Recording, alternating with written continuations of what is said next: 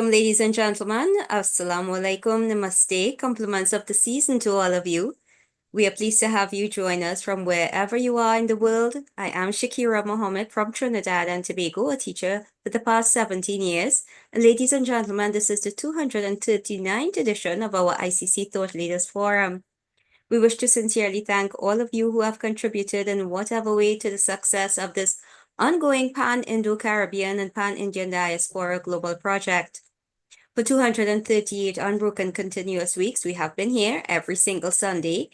And in the past 4 years, 6 months, and 3 weeks, we have featured 1,079 presenters from all parts of the world speaking on 238 topics. This is a weekly forum being hosted by the Indo-Caribbean Cultural Center, a legally registered research and publishing company operating since 2010. Ladies and gentlemen, in order to continue this weekly program and to improve it, we are asking for suggestions, donations, and volunteers. If you give a donation, your name will be placed on our poster and all promotional materials. And Dr. Kumar Mahabir will be pleased to provide you with all the details. So, ladies and gentlemen, let me introduce our moderator today, who is Shalima Mohammed, the co-director of this ICC Zoom platform, who is a business teacher and researcher from Trinidad and Tobago. She obtained her master's degree in business psychology from Franklin University in the USA. Shalima, welcome. Thanks so much, Shakir. Assalamu alaikum, namaste, and a warm welcome to all of you. Thank you for choosing to be here with us. Our program is being recorded on Zoom and live streamed on the YouTube channel of the Indo-Caribbean Cultural Center. May I also extend compliments of the season to all of you. To avoid intrusions from trolls, our IT manager has muted everyone. Speakers, please do not admit anyone, do not unmute anyone, and do not allow anyone to share your screen. Thank you for your cooperation. Today, we are talking about the impact of Christian churches on the Indian diaspora. And I just want to share with you a quote from a former statesman who was a pundit who converted to Christianity. And this is Lionel Frank Sukaran. In 1945, the Indian Centenary Review was published, and he's quoted here as saying, "When endangered Indians arrived in Trinidad, they encountered two well-established Christian denominations, Roman Catholicism, which has been present since the Spanish colonial era, and Anglicanism, introduced after the British conquest of the island in 1797. However, it appears that neither of these groups seriously considered the prospect of converting large numbers of Indians to their faith," unquote.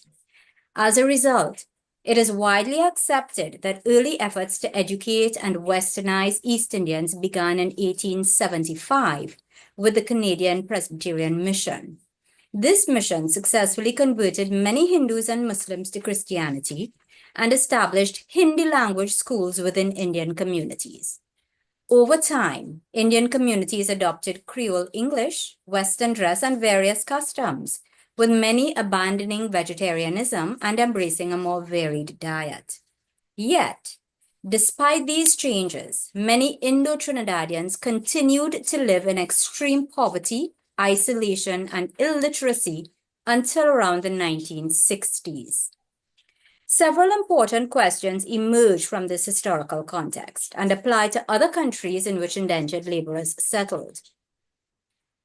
Firstly, did Christian missionaries have a positive or negative impact on the life and culture of the Indian diaspora, or was it a combination of both?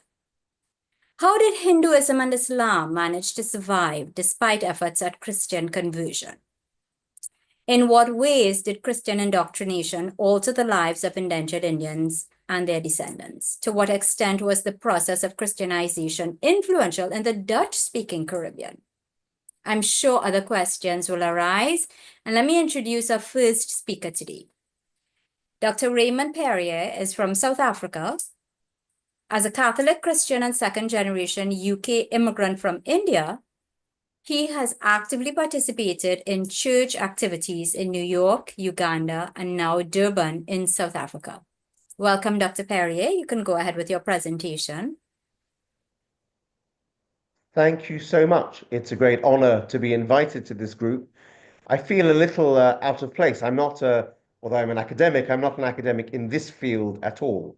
So I'm going to talk really about my personal experiences as a Christian of Indian origin, growing up in the UK, then living in the States, and now living in South Africa. So I have seen on three different continents, or experienced on three different continents, the impact of the Indian diaspora and the Christian community within that.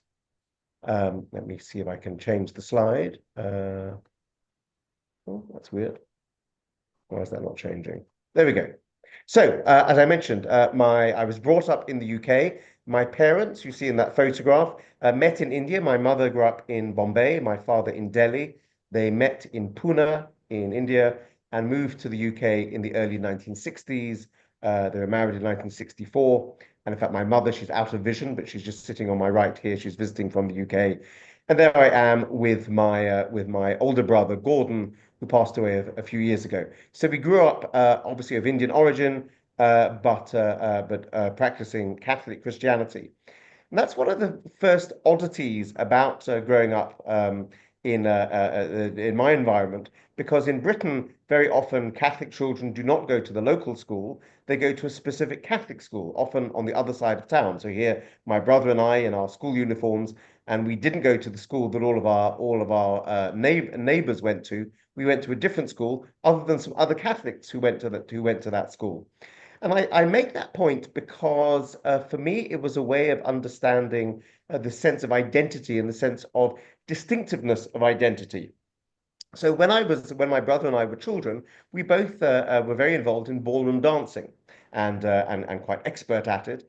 And I remember I once did very well in a ballroom dancing exam, and I overheard the judge saying to my teacher, "Well, of course, they are very good at dancing because they have such good rhythm." And I went home to my mother and I recounted the story, and I said, "Is that because we're Catholic?"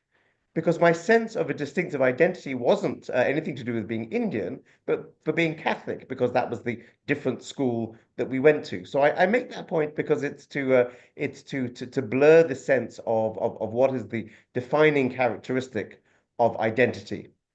So I was from a very strong Catholic heritage and a very strong Indian heritage. And I put up this photo because it shows three of my aunts, so three of my mother's sisters, who all became nuns. They all went to the same convent school in Bandra, in Bombay, Mount Mary's convent school. There might be other people. I know at least one person on the call, Miriam, who went to that school. And in fact, on the far right-hand side, my late aunt, Connie Fernandez, who was principal of that school and indeed was Miriam's principal. So that very strong sense of being part of a Catholic heritage very much defined my sense of Indian heritage.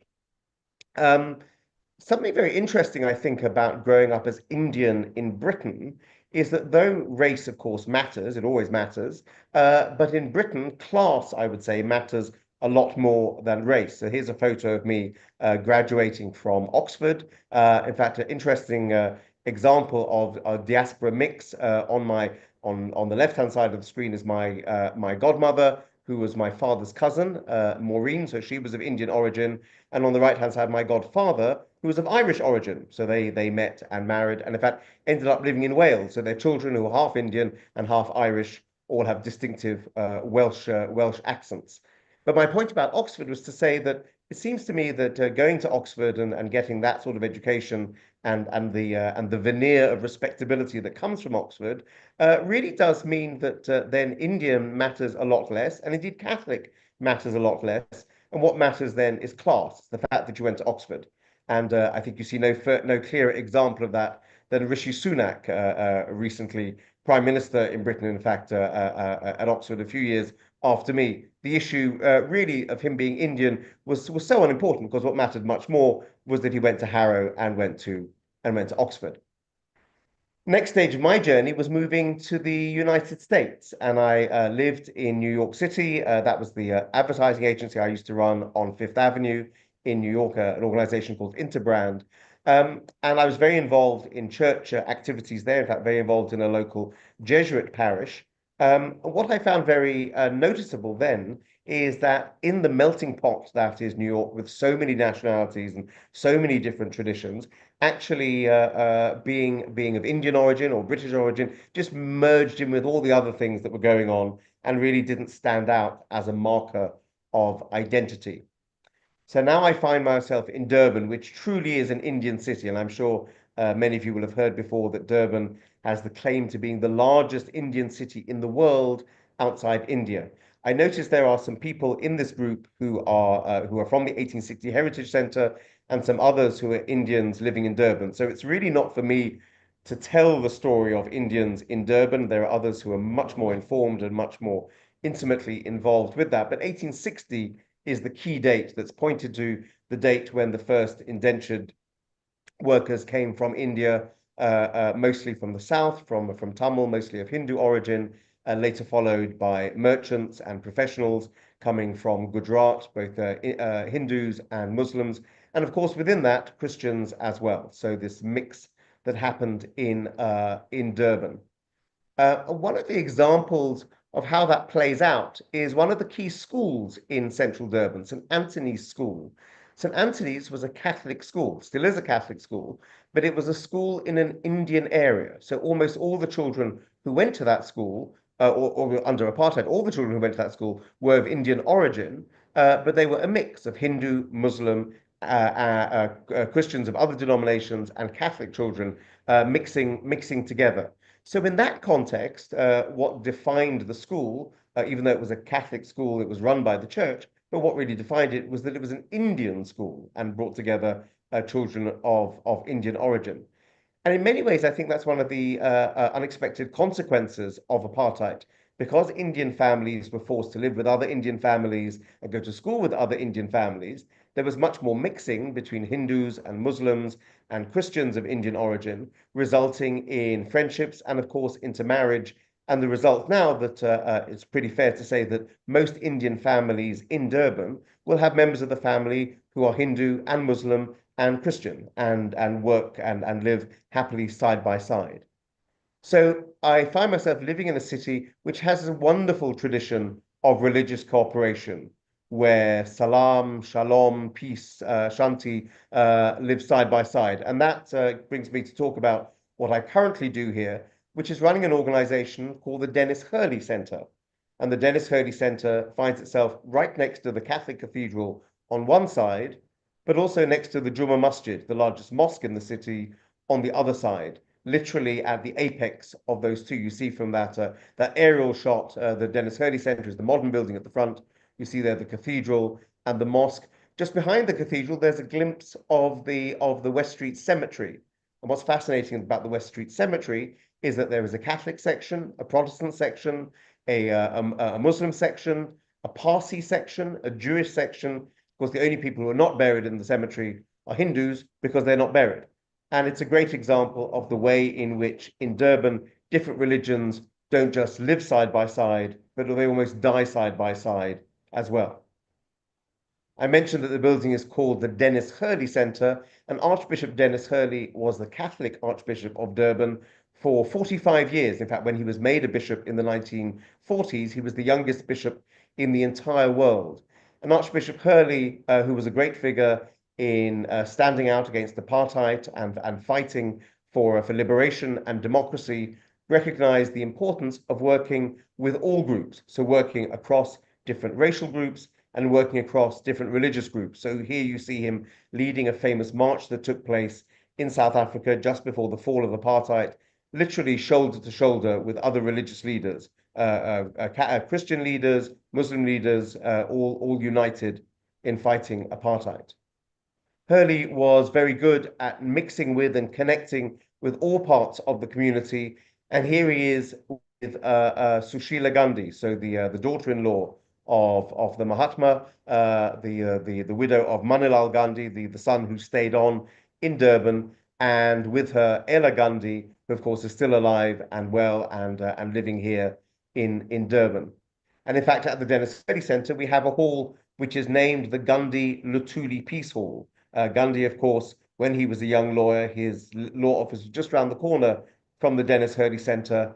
And Albert Luthuli, the first Nobel Prize winner from South Africa, also associated with the city of Durban. And indeed, at the unveiling, the naming of that hall, Ella Gandhi there seen on the left, and Jane Ngobese, who was the daughter of Albert Luthuli, was present for that as well. Jane Ngobese, now late.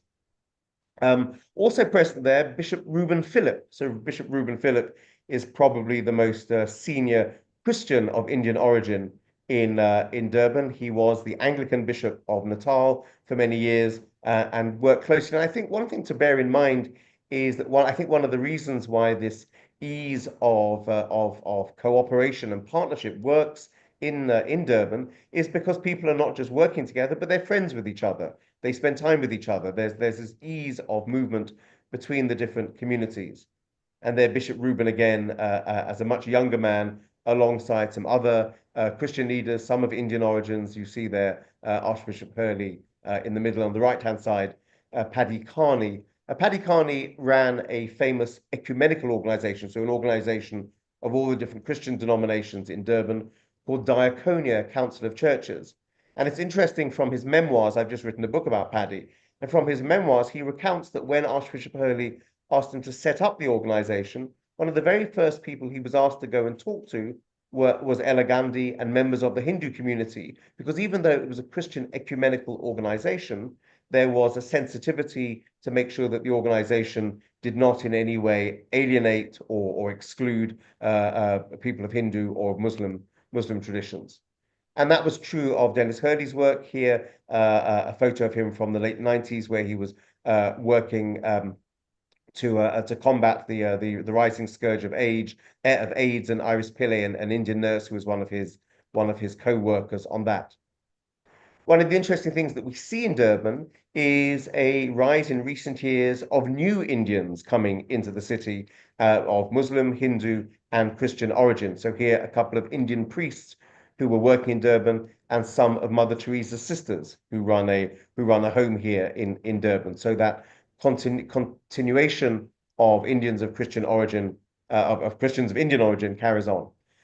One of the key things about the Dennis Hurley Center is to be a place where all faiths come together as well as all races. So, for example, not surprising, when we're right next door to the mosque, every year we host an interfaith iftar where we encourage people who are not Muslims to spend one day observing the Ramadan fast and then come together at the end of the day and break the fast together. And just as the Indian community, of course, includes Hindus and Muslims and Christians, what we've seen in recent years is the increasing diversity of the Muslim community in Durban, originally very much of Indian origin, but now, of course, drawing in Muslims from across the African continent, from Burundi, from Somalia, and so on, who come to make Durban their home. And a similar event, an interfaith Diwali that we held a few years ago. So I think one of the things which is really striking about living in Durban is that everyone celebrates all the feasts, everyone celebrates all the festivals, because we all enjoy a good feast. And there is, as I say, a great ease of being able to move between religious communities and enjoy the best of what they contain. And just to finish, one of the ways in which we capture that, just a few days ago, we host what we call the Meal of Reconciliation. So in South Africa, the 16th of December is a very significant day, full of historic significance, and it's called the Day of Reconciliation. It's a public holiday that was created by Nelson Mandela soon after he became president, and is seen as a day in which we can bring people together and share this national mission of reconciliation. So at the Dennis Hurley Center, we were reflecting on that, and we noticed that all religions use food as a way of bringing people together, and they share food, but generally the food is shared only within the tradition. So clearly in Christianity, there is the ritual sharing of communion. I mentioned earlier the sharing of a meal during the breaking of the fast in Ramadan. Similarly, Hindus and Jews have shared meals. So we thought, is there a way of creating a meal that we can all share across our different religious traditions? So we host what we call the Meal of Reconciliation, and it's an opportunity where we bring together the homeless people who we serve every day. We serve about 250 homeless people with breakfast and lunch every day. We invite them into the building, but also any other members of Durban who want to come along and join in.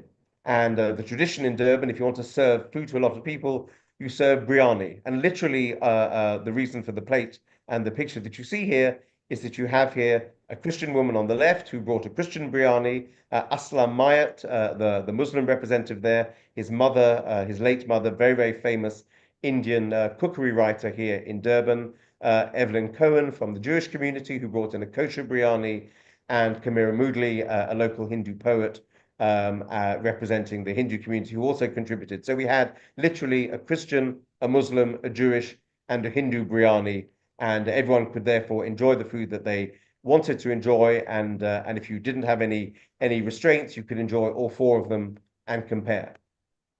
So Dennis Hurley, when he was alive, had to define the role of the church. And he said the role of the church is to be a community that serves humanities and humanity. And what I've noticed in my role here at the Dennis Hurley Center, although I'm of Indian origin, although I'm a Christian, it is an opportunity to see all communities working together and all those communities working side by side to serve humanity. So there's a short insight into my experience of being Christian and Indian, but operating in this wonderful multiracial and multi-confessional environment here in Durban. Thank you. I want to thank you so much, Dr. Perrier. It was quite an informative presentation. There may be some questions and comments from members of the audience, but if you don't mind, please stay with us until the end because we would like to take questions and comments at the end of all the presentations. Is that okay with you? Wonderful. Thank you so much. Ladies and gentlemen, we want to move on now to our second speaker, and this is Dr. Honorable Justice Anthony Gafoor from here in Trinidad. Some of you may have received invitations without his photo, and some of you may have received invitations without his biodata. Dr. Gafoor, his CV is so extensive that we were not aware that he was beyond the chairman and chief judge of the Tax Appeal Court of Trinidad and Tobago and so many other hats that he wears. We kind of missed the fact that he has an MA in Theological Studies from the University of Dayton in the USA. So we did not know that he was a lay minister in the Catholic Church, that is those of us who are not Catholic ourselves. So we are very, very pleased to have him here with us. And AG, please go ahead with your presentation.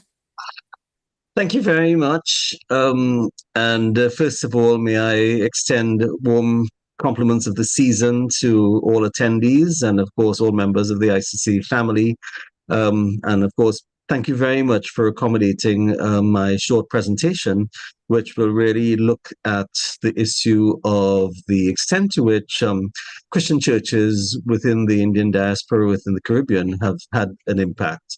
So without further ado, I'll go straight into it. And of course, as mentioned, of course, I'm very, very deeply involved in theological matters. And to that extent, of course, it is truly a privilege to make a short presentation today. So if I can ask the next slide to be brought up. And we'll see here just very briefly that the historical context, as may be well known, for the Indian indentured laborers originally being in the Caribbean really originated, as we know, from the expansion of European powers in the 18th and 19th centuries. Of course, as a direct result at stage 2 of the abolition of slavery, back in 1833, 1834, there was, of course, a significant labor shortage on the sugar plantations, resulting in the need for labor. And, of course, that labor was sourced from India, as previous programs have explored. We see, in particular, the extent to which the indentured laborers came under contract, but really suffered considerably in their time within the Caribbean, and indeed were in many ways housed in the same barracks as the slaves, and were in some ways very, very badly treated as well. So in the next slide, we'll see that there's a reference, if I can have that brought up, to, the various stages where we can see the extent to which Indian indentured laborers have had to settle within the Caribbean. That process started from 1838 onwards to right up to 1917, which encompassed over 2 million Indian indentured laborers being brought to various British colonies, including the Caribbean, to work on the sugar plantations and to replace the slaves who had previously been carrying out that task. They worked under very arduous, very harsh conditions, and of course, in many ways, were marginalized from the rest of society. And in some ways, this is leading up to where the churches come in. But there was a strong, I would say, commitment by many of the Indian immigrants to retaining their cultural practices and, of course, their religions as well, particularly Hinduism, Islam, and to some extent some of the other religions as well. But, I think in many ways this is why the Caribbean has always had a very warm and strong tradition of a diverse range of cultures. And all of that, of course, particularly points towards the extent to which the Indian indentured laborers were looking for that ability to practice their religion. It has to be borne in mind that, for example, Hindu marriages, Muslim marriages were not recognized until quite late. And as a result, there might have been that sort of incentive to some extent to embrace some of the Christian churches. In the next slide, we'll see that there is a reference there to the missionary activity. And indeed, today's program started off by referring to the Canadian missionaries.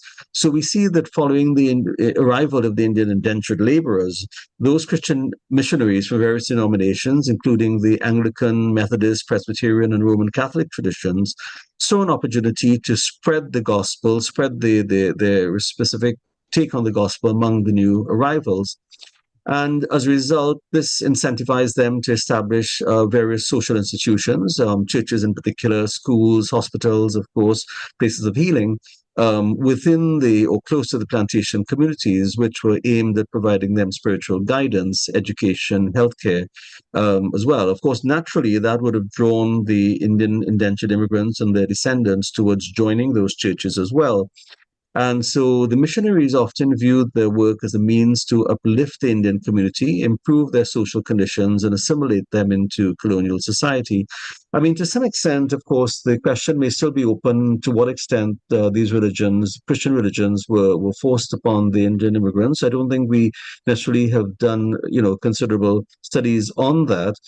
It seems that generally many of the Indian indentured immigrants and their descendants embraced these Christian institutions quite willingly.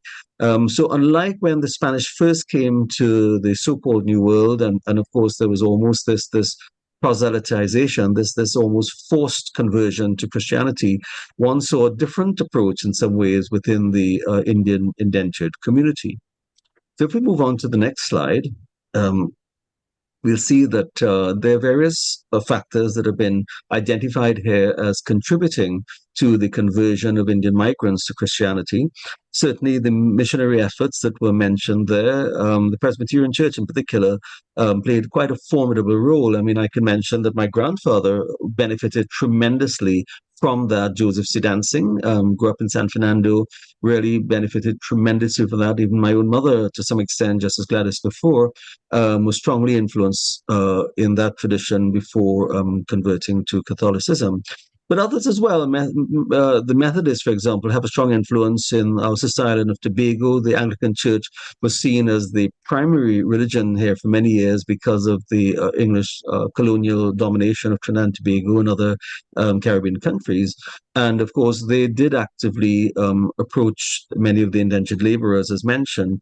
But we also saw that there were other factors, social and economic opportunities, access to education that was denied many of the Indian immigrants, for many years. So outside of the traditional schooling system, healthcare, social welfare programs were very inviting through the churches. And then the churches also provided spiritual and emotional support. They provided solace and a sense of community for the migrants facing hardship.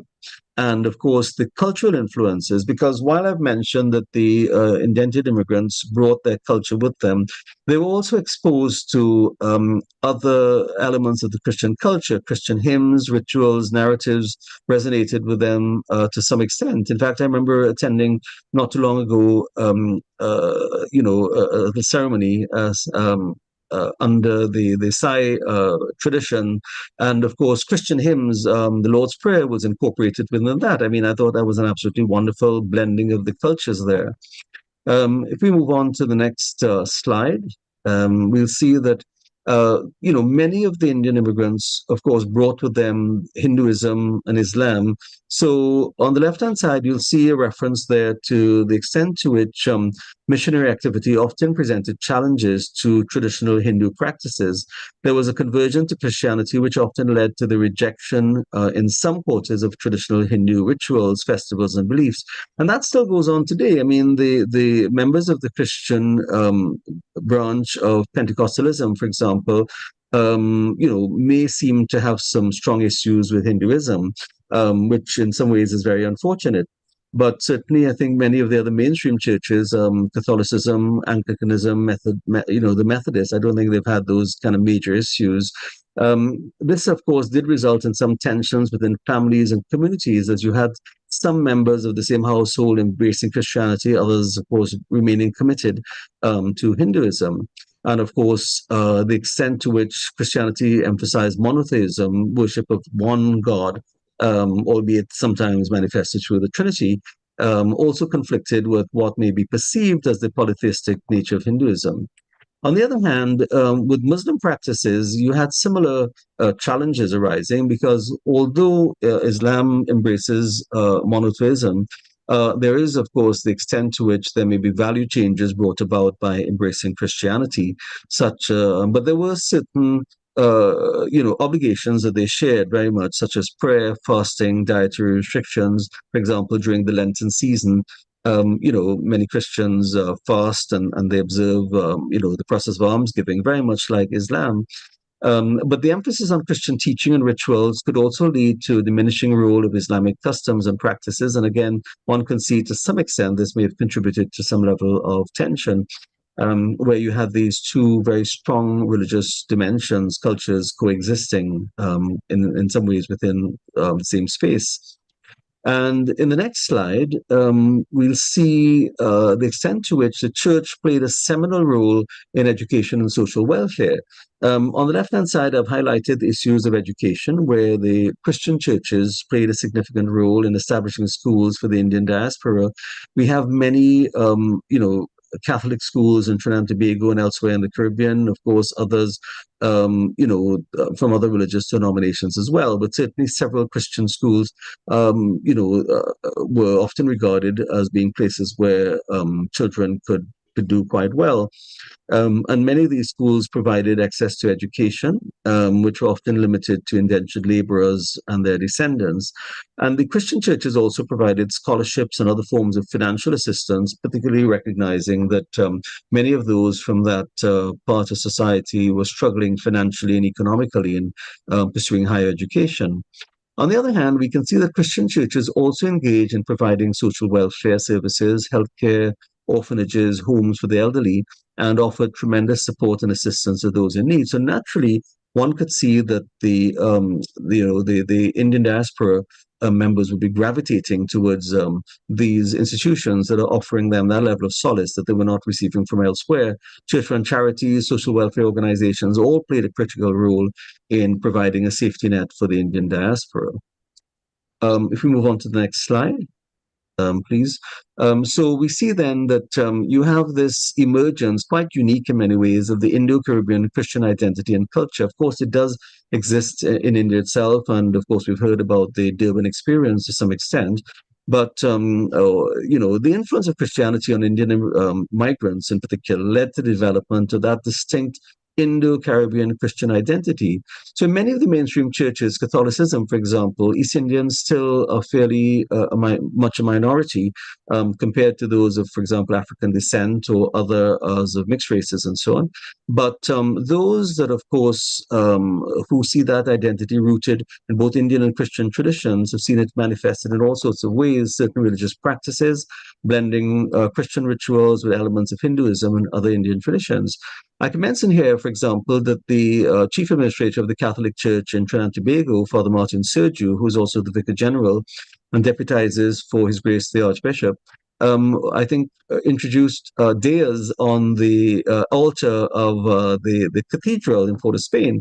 And many found it a wonderful innovation. Some may have had some issues with it, but the fact is that, light is light. And that fusion of cultures, again, was an example of this.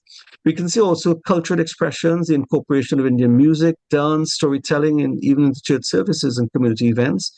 And then social structures, the church often becoming a central point of social interaction and support for the Indian diaspora, which also helped to keep the community together in many ways. We move on to the next slide.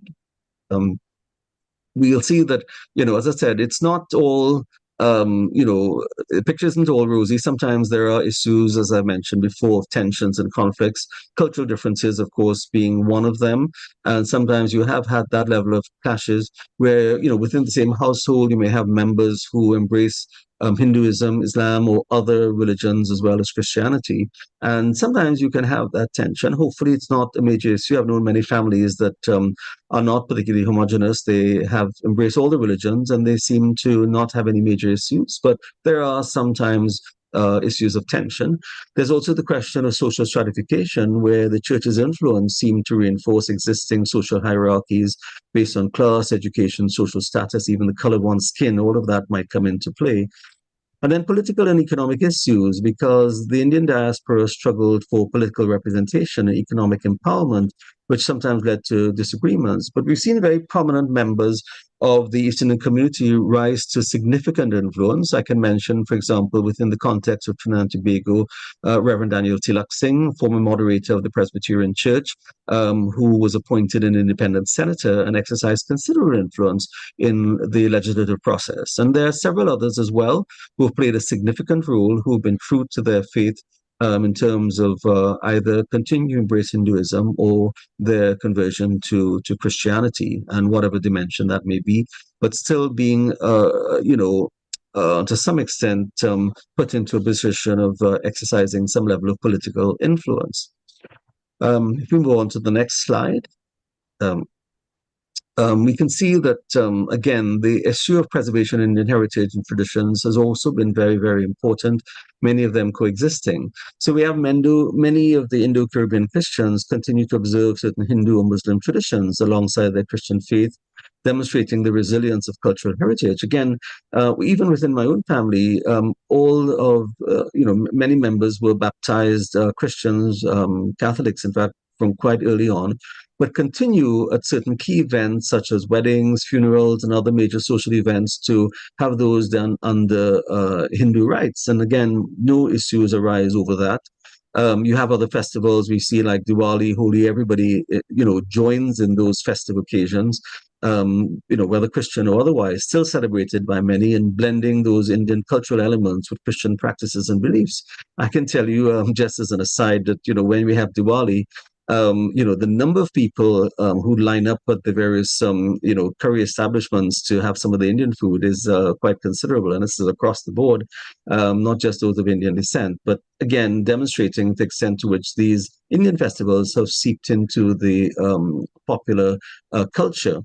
And then language and cuisine, again, Hindi, Bhojpuri, other Indian languages, of course, along with traditional recipes, remain prevalent within the community, preserving a vital link to their roots as well. So we see that peaceful coexistence to some extent of Christianity and other mainstream religions, Hinduism, Islam as well, too. So it hasn't really been one or the other always. It's always sometimes been a peaceful coexistence. As I said, I don't want to gloss over the fact that sometimes you do have tensions, but I would say by and large, we live in a relatively peaceful society within the general diaspora within the Caribbean. Of course, the three main places where you do have significant Indian populations, principally Trinidad and Tobago, Guyana, and Suriname, again, there's a fairly good relationship with other religions, but sometimes you do have issues arising, particularly election time. We move on to the next slide. We'll see that, again, the church's impact on gender roles and family structures. I won't spend too much time on this, but again, Christian teachings have often contributed to greater equality of treatment of men and women, and also the extent to which, previous arranged marriages of those below the age of 18, that was changed recently. And so on, so that the church has influenced the emphasis on patriarchy and gender roles. But as mentioned, sometimes you do have that revision of roles of husband and wife, also perpetuating certain existing structures as well, too. So, as I said, no one can necessarily assume that, everything is perfect, but at the same time, the influence of the Christian churches certainly has been quite critical, within the East Indian community. And if we move on, then as I come towards the end of my presentation, I've mentioned before political participation. Churches have been able to elevate members of the Indian community to playing a significant role in society and politics of the day, in economic empowerment, through the schools and vocational training programs, and through social mobility. The extent to which church activities have been able to give people a platform of leadership and influence within their communities as well has been quite critical, and has created a pathway for social mobility, as well as allowing Indians to contribute to the economic and political development of the Caribbean. Next slide. Okay, so what is the legacy then? Well, it's an ongoing process, and there's historical trauma, the extent to which we are all reeling from the impact of colonialism, indentureship, and social discrimination, and still impacts on those of Indo-Caribbean descent in many ways. But again, the opportunity to navigate multiple identities has not been a major issue.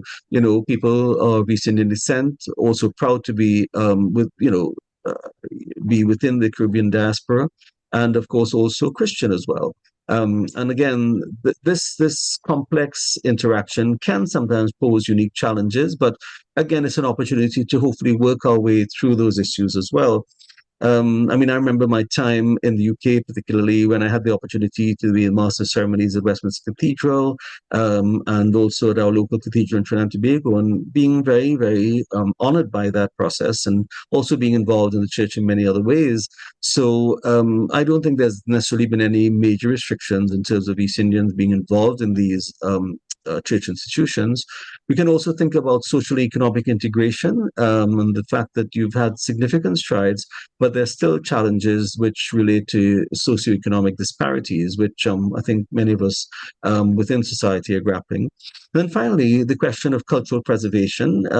Again, there's a drive to preserving Indian culture. When I was on UWI campus there, University of West Indies, you had certain societies that were very much dedicated to the preservation of Indian culture and traditions.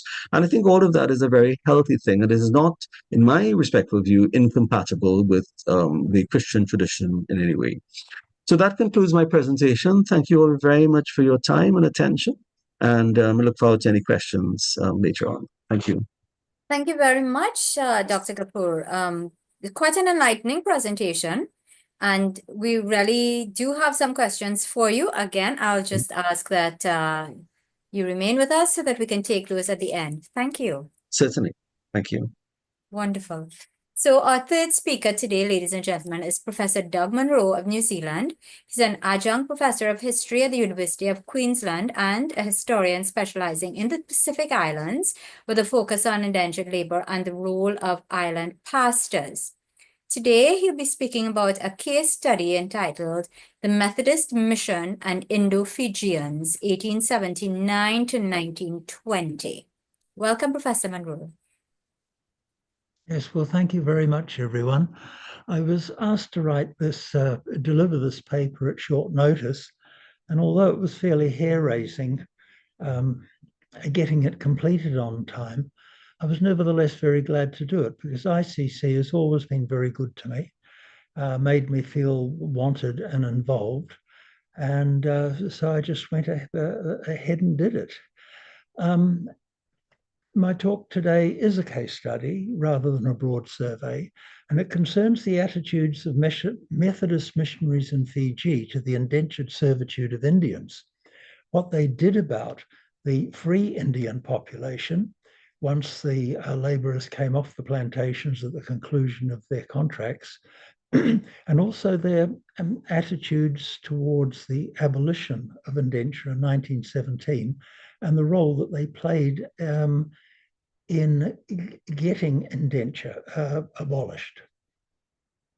Now, with Fiji, I'm concerned with the period from 1879, when the first shipment of Indian indentured laborers arrived in the colony, and concluding on the 1st of January 1920, when the final contracts of indenture were cancelled Now, during that time, 60,553 Indian laborers or Gametias arrived in Fiji and were overwhelmingly employed as field laborers in the expanding sugar industry. I mean, these formed a small proportion of the 1.3 million plus Indians who were indentured for overseas service in various parts of the tropical world between 1834 and 1917, when indenture was abolished. I mean, those 60,000 were nothing like the 250,000 who went to Mauritius. Now, the export of Indian indentured labor to Fiji, I mean, did after all commence at a relatively late stage, but 60,000 odd is still an appreciable total. And of that number, some 90% of Gametias to Fiji were Hindu, and the remainder Muslims predominated. A further element of the equation, was this labor flow was instigated by the government of Fiji, who needed to encourage plantation development in order to secure the colony's finances, as well as being a device to ensure a protective native policy that would ensure the preservation of the Fijian way of life and keep ordinary Fijians safe from the encroachments and demands of European interests. And to that end, the Sydney-based Colonial Sugar Refinery Company was persuaded to invest heavily in Fiji in the early 1880s. Well, by way of background on the Christian side, 3 missionary societies were prominent in Fiji at the time. The Methodist mission, the largest, arrived in 1835, followed by Catholics 11 years later in 1844, with the predictable result the sectarian bitterness would result. The Anglicans were latecomers and really minor players, arriving in 1874, the year that Fiji became a British Crown colony. To this day, Fiji is one of the few countries in the world whose Christian adherents are predominantly Methodist. Now, the Christian missionaries were not party to the decision to import Gametias, and initially they had little or nothing to do with the newcomers. They were preoccupied with their work among the Fijians, consolidating their gains and pushing for more converts. Moreover, the Methodists in particular felt that their converts would come contaminated by exposure to the Gametias, and I quote, contaminated by exposure to the superstition, immorality, and vice of a shrewd, vigorous, and ingenious foreign population, unquote. Eventually, the Methodists would have to proselytize, not only for the Indian salvation, but for the sake of their Fijian converts, to keep them uncontaminated. But that would have to wait until an increasing numbers of Gametias fulfilled their 5-year contracts of indenture and settled in the wider community. What the Methodists did not do until much later was to agitate for better conditions on the plantations. Following a catastrophic fall in the world sugar price, there was pressure on overseers to reduce costs, with the result that the Gametias were routinely overtasked and ill-treated, suffered wage theft, and were dragged through the courts for minor infractions. The colonial government, the judiciary, and the local newspaper, the Fiji Times, turned pretty much a blind eye. The bottom line was the Colonial Sugar Refinery held a monopsonous position, and the colony's economic solvency depended on the company's turning a profit and paying its taxes. In the words of a senior official in Fiji, were the affairs of the Colonial Sugar Company to become crooked, the colony would utterly collapse. Now, the Methodist missionaries would have had an uphill task in countering the planters' cost-cutting devices, even had they tried. But they did have, in my view, a moral obligation to have tried, For example, in alerting the humanitarian lobby in Britain to exert pressure for reform. If you do profess standards of compassion towards each other, then you live up to them, in my view anyway. Now, the Methodists did eventually attempt to evangelize amongst Indians, and in 1885 proposed that a catechist be sent from India. Financial impediments prevented the move for another 7 years, with the arrival of an Indian named John Williams, who mostly operated in and around the capital city, Suva. He was an energetic preacher, but was constantly obstructed by planters from entering the plantations, and he received scant moral and practical support from the organization itself. What progress he made in establishing a network of preaching places and attracting congregations fell away when he departed 2 years later in 1894. Another attempt was made in 1897, 3 years later, to evangelize the Indian settlements in and around Suva with the arrival of Hannah Dudley, an Australian who was fluent in Hindustani and who established schools for Indians and took in orphans, amongst other things.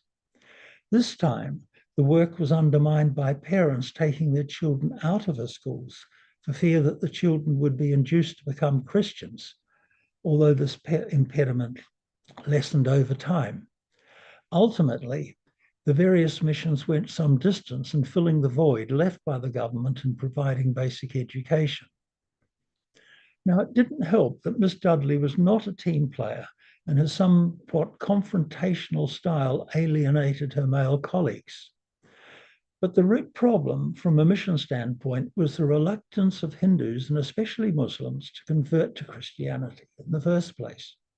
Fast forward to 1911, and there were a mere 314 Christians in the Indian community in Fiji, rising to 710 in 1921, which was a minuscule proportion of the total Indian population. And as historian K.L. Gillian rightly pointed out, Christianity was the religion of the European, who was regarded with suspicion by those who had lived and suffered under the indenture system. Now, Miss Dudley was part of the so-called Indian Mission, a separate branch of the Methodist Mission in Fiji. The first two appointments were Cyril Bavin, a lay missionary, in 1901, and the Reverend John Burton the following year, and then the Reverend Richard Piper in 1907. And this was in addition to a number of missionary sisters and catechists from India.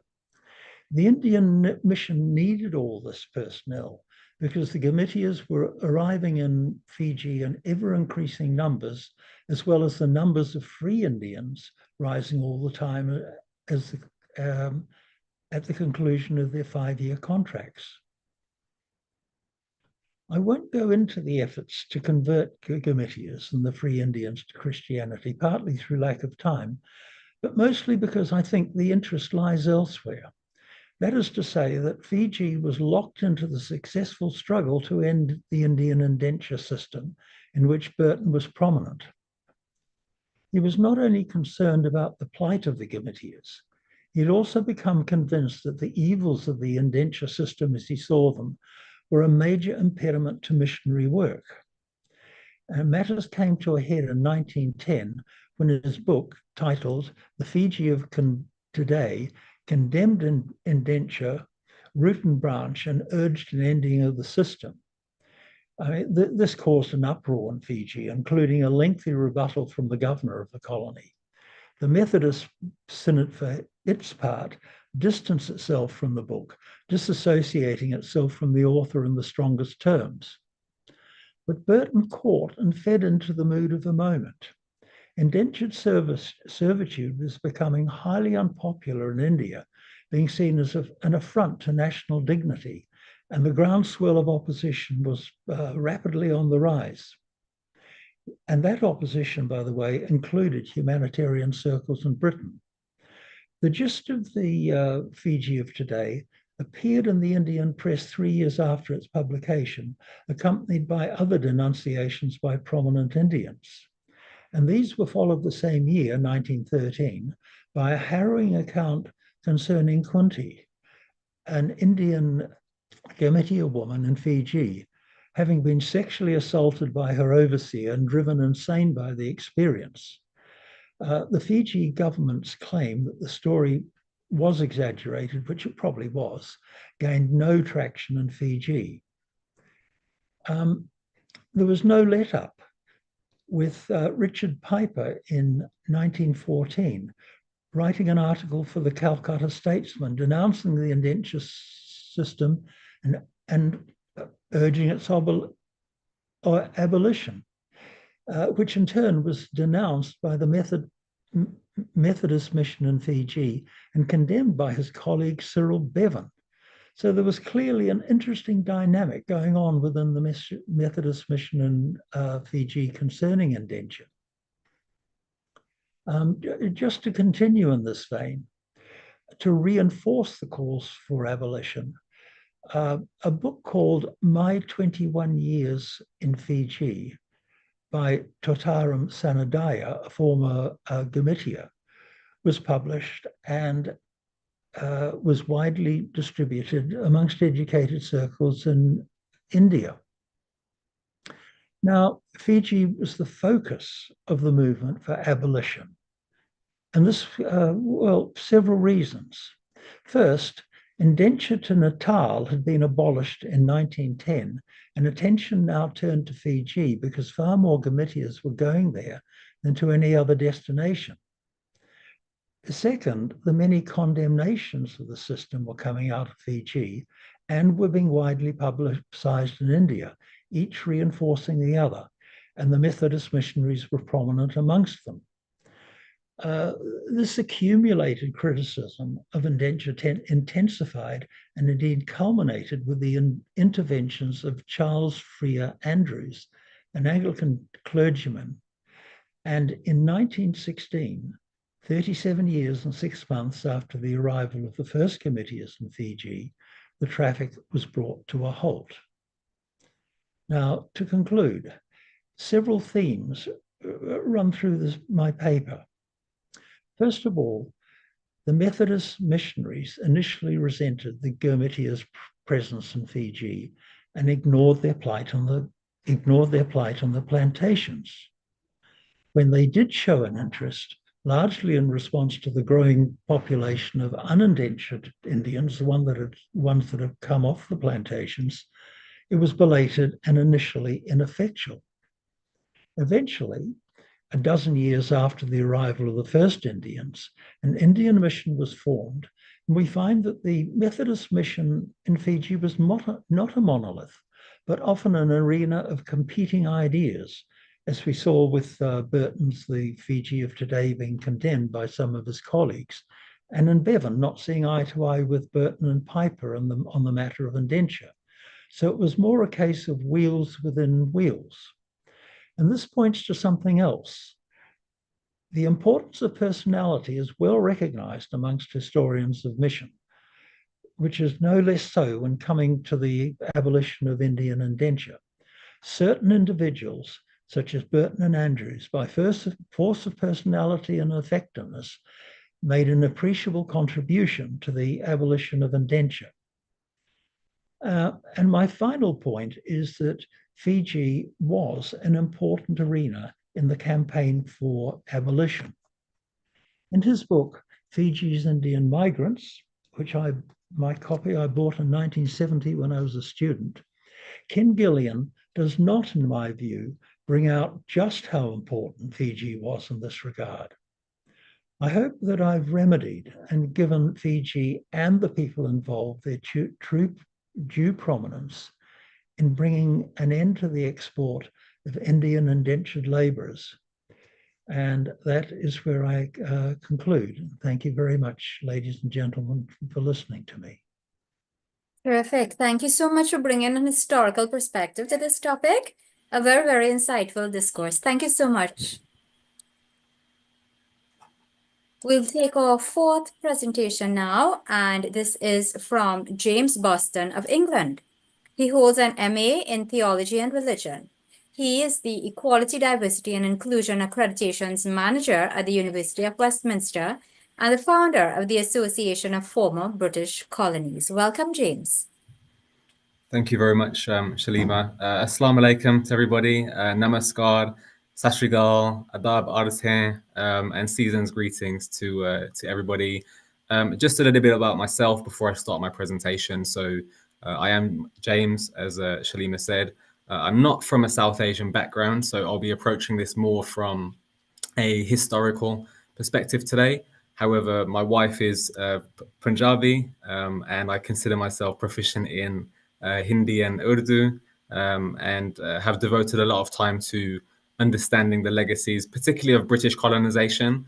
And the presentation that I'm going to deliver today will come under that topic.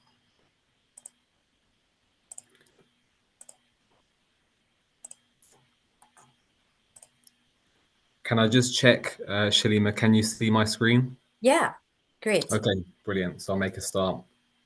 So I decided to title this presentation Religion, Empire and Diaspora, the Christian missionary impact on the Indian diaspora in the context of British colonization. And really what we're going to be looking at in this presentation is how Christian missionaries operated, and in some cases didn't operate within the machinations of the British Empire.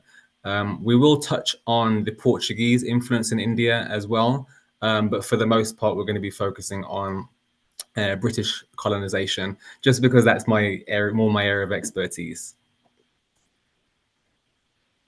So to give an overarching summary of the role of missionaries within the British Empire, it's important to note that for missionaries, this was in some senses considered a divine obligation, and this can be found within biblical scripture. And if you study kind of the writings of colonial missionaries, one of the most frequent biblical verses that's referenced is Matthew 28:19, which essentially enjoins Christians to make disciples of all nations. And this has happened and kind of inspired evangelists for centuries, not just regarding the British colonial era. However, it's important to kind of note that in the Victorian times, this notion of greatness was inexplicably linked to a sense of Christian duty and moralism. And actually, as missionary activity became more pronounced and more common, it was very much linked to a civilizing mission. This idea that there are persons out there who are non-Christian and need to be civilized, need to be introduced to the gospel to save themselves and from their religious practices. And actually, if we just go back to this image here, this is actually propaganda. So this did not actually happen. But you can see the title of the painting is called "The Secret to England's Greatness," and it shows Queen Victoria presenting the Bible, I think, to a man who who's portrayed as being from a Muslim background and is also from East Africa. I forget which nation in particular. And again, this is not history. This is a complete construction, but it's the propaganda kind of aligning the political and theological elements of empire here.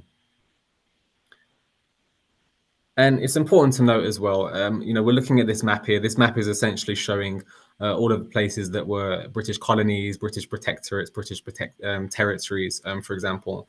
But it's important to note, and I want this to be a theme throughout this presentation, that the role of missionaries in many cases played a really pivotal role in affecting indigenous communities worldwide. However, as we will see during my presentation, that this very much fluctuates depending on which part of the British Empire you talk about. And that brings me to the sort of first section. So we're going to do a very brief summary of Africa and America, and then we're then going to go and look at India and South Asia in a lot more detail. But for the purpose of contextualizing the history and what has happened, I think that we also need to look at other continents first. And so these are some extracts from a paper that specifically looked at how the British used religion to colonize Kenya. And you can see it says the missionaries sought to transform indigenous communities into imperial archetypes of civility and modernity by remodeling the individual, the community, and the state through Western Christian philosophies. And it's important to know, and I think somebody alluded to this earlier, that wasn't, the efforts of missionaries wasn't monolithic.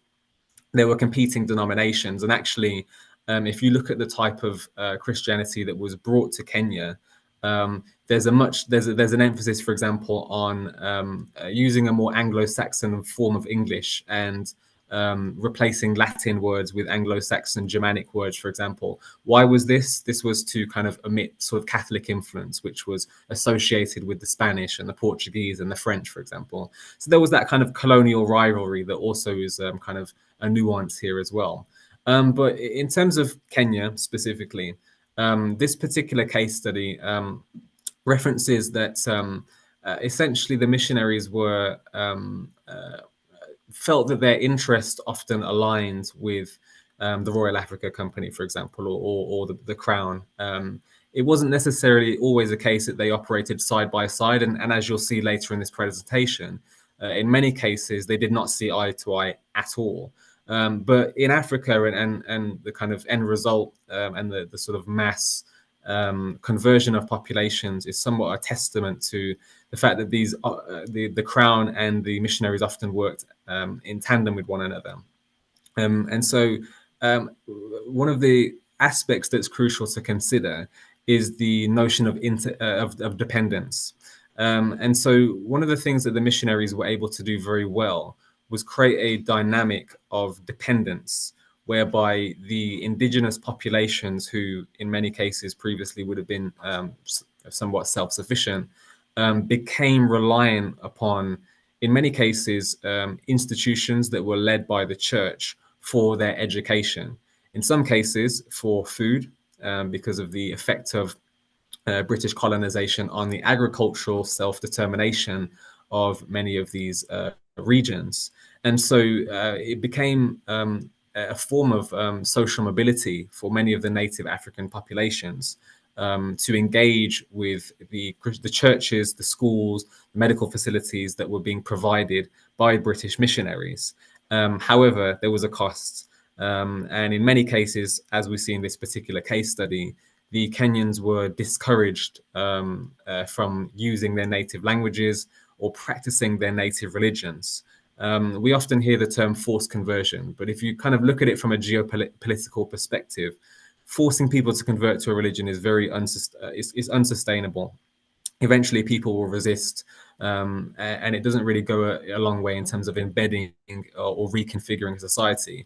Whereas if you can use these sort of coercive methods and create a kind of a situation of dependence where those individuals become dependent upon you, it's then easier to convince people to convert to your religion, your political ideologies. And so this was something that was very much widespread. And I hesitate to use the word successful, but it was effective from a British colonial strategy. And these are famous quotes. The internet sometimes attributes this to Desmond Tutu, other times to Jomo Kenyatta. From my research, the quote was said by Jomo Kenyatta and was referenced by Desmond Tutu. And it essentially says that when the missionaries came to Africa, they had the Bible and we had the land. They said, let us pray.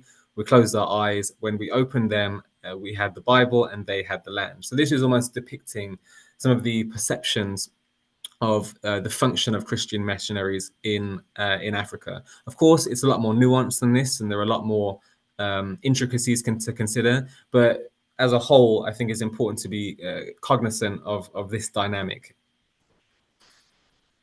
But what about America? Well, in the Americas, we find a similar situation to what we do in Africa. We find this idea of needing to civilize indigenous populations who are often described as savage or heathens, for example, and to civilize them using Christianity.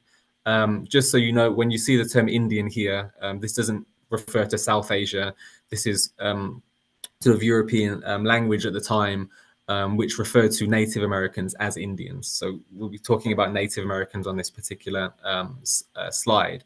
And this actually is a sort of direct quote here that analyzes the role of European colonization in North America. And it says the European settlement of the New World and the consequent juxtaposition of civilized European and savage Indian societies prompted thoughtful men to reflect on the connections between religion and other institutions of society. European attempts to convert American Indians to Christianity were particularly provocative because they so vividly framed some of the central problems raised by these cultural contexts. Was it possible to be a savage and a Christian? Was it necessary to civilize, that is, westernize the American Indian before he became Christianized? And actually, the response to these, which you can see in the final paragraph, and anybody who wants me to share this PowerPoint, that's fine as well. But the essential response to that question, which was a real question that was occupying the minds of the early Christian missionaries and colonists in North America, was that these savages, as they were called, the Native Americans, could not just be Christianized; they also needed to be westernized to ease their path to Christianity as well. So again, these are operating in tandem. And we could also talk about the sort of transatlantic slave trade as well, which I am a descendant. My family are Jamaican, descendants of the transatlantic trade in enslaved Africans. You'll also find a very similar dynamic here towards converting indigenous Africans. And actually, you will see a complete outlaw within colonial legislation to outlaw the practice of African religions in the Caribbean. Some of these laws still exist today, which is another conversation. So you can see a very kind of concerted effort to root out indigenous practices and civilize communities through Christianity. But if you look at this map here, and this map is showing sort of regions by sort of their predominant religion. If we look over here, for example, see if I can zoom in, you can see North and South America here. You can see Central and parts of Western, East and Southern Africa. You can see that the majority religion is Christianity, and that very much reflects the history of what I've just covered in the past two slides. You saw a massive effort to convert populations, and these efforts were very largely successful and often very strategic. However, if you look in Northern Africa, we look at the Arabian Peninsula and Central Asia and South Asia, we see that Christianity is not the predominant religion. You see in certain parts of the world that is Islam, and in South Asia, when I say South Asia, I'm covering India, Pakistan, and Bangladesh today. Specifically in India, you can clearly see Hinduism is the majority religion. In Pakistan, Islam, Bengal, or Bangladesh, Islam. But those places were European colonies. In fact, there was hardly anywhere that wasn't colonized by Europeans. So what happened? What was different in these parts of the world? And that's what we're going to get into in these next few slides. So India. And when I say India, I include pre-partitioned India, i.e. Pakistan and Bangladesh. And so we need to kind of understand, and I'm going to try and cover a lot of history in a very kind of overview, overarching way within a short space of time. So please excuse me if there are any details that I kind of omit or don't go into a lot of detail on. I'm just trying to give you an overview. So we need to understand what was India like when the Europeans first came and arrived. And what they would have found was a very pluralistic, eclectic, diverse, multifaceted society. They would have encountered independent and semi-autonomous kingdoms, princedoms, that were kind of characterized by a decentralized governance in many cases, and often a very regional distinctiveness. So although we use these umbrella terms like Hinduism, Buddhism, Jainism, Sikhism, for example, in many cases, there were very kind of specific regional variations of these Vedic traditions. They were not all the same. There were similarities, of course, but there were, in many cases, local distinctiveness that existed as well. The Europeans would also have encountered the Mughal Empire, which was really the dominant Muslim dynasty that was governing last waves of central and northern India. And they were as well a predominantly Muslim empire, Muslim dynasty, as I've already said. Islam itself is very important to understand here as well. So Islam had previously been introduced to India via various waves of Arab and Central Asian conquests, and also from Persian-speaking Sufi sects as well. And actually, it's probably more the Central Asian conquests that had a bigger influence on India in terms of converting populations. Regions such as Punjab, Bengal, Sindh, Kashmir, Balochistan, Hyderabad had a really kind of substantial Islamic influence through mass conversions, migration patterns, and essentially people mixed as well. It is important to note that although there was a distinctiveness between Hindu and Muslim communities, the boundaries pre-colonial times was not as demarcated as it is today. You can thank the British for that, but you'd find in many cases, many of the Muslims in South Asia, because their ancestors were most likely Hindu or Buddhist or Jain, maybe Sikh in some cases, sort of post 1500s, that the way they practice Islam was somewhat different from what you may find in Arabia, for example. And so the type of Islam that's practiced in South Asia is quite unique.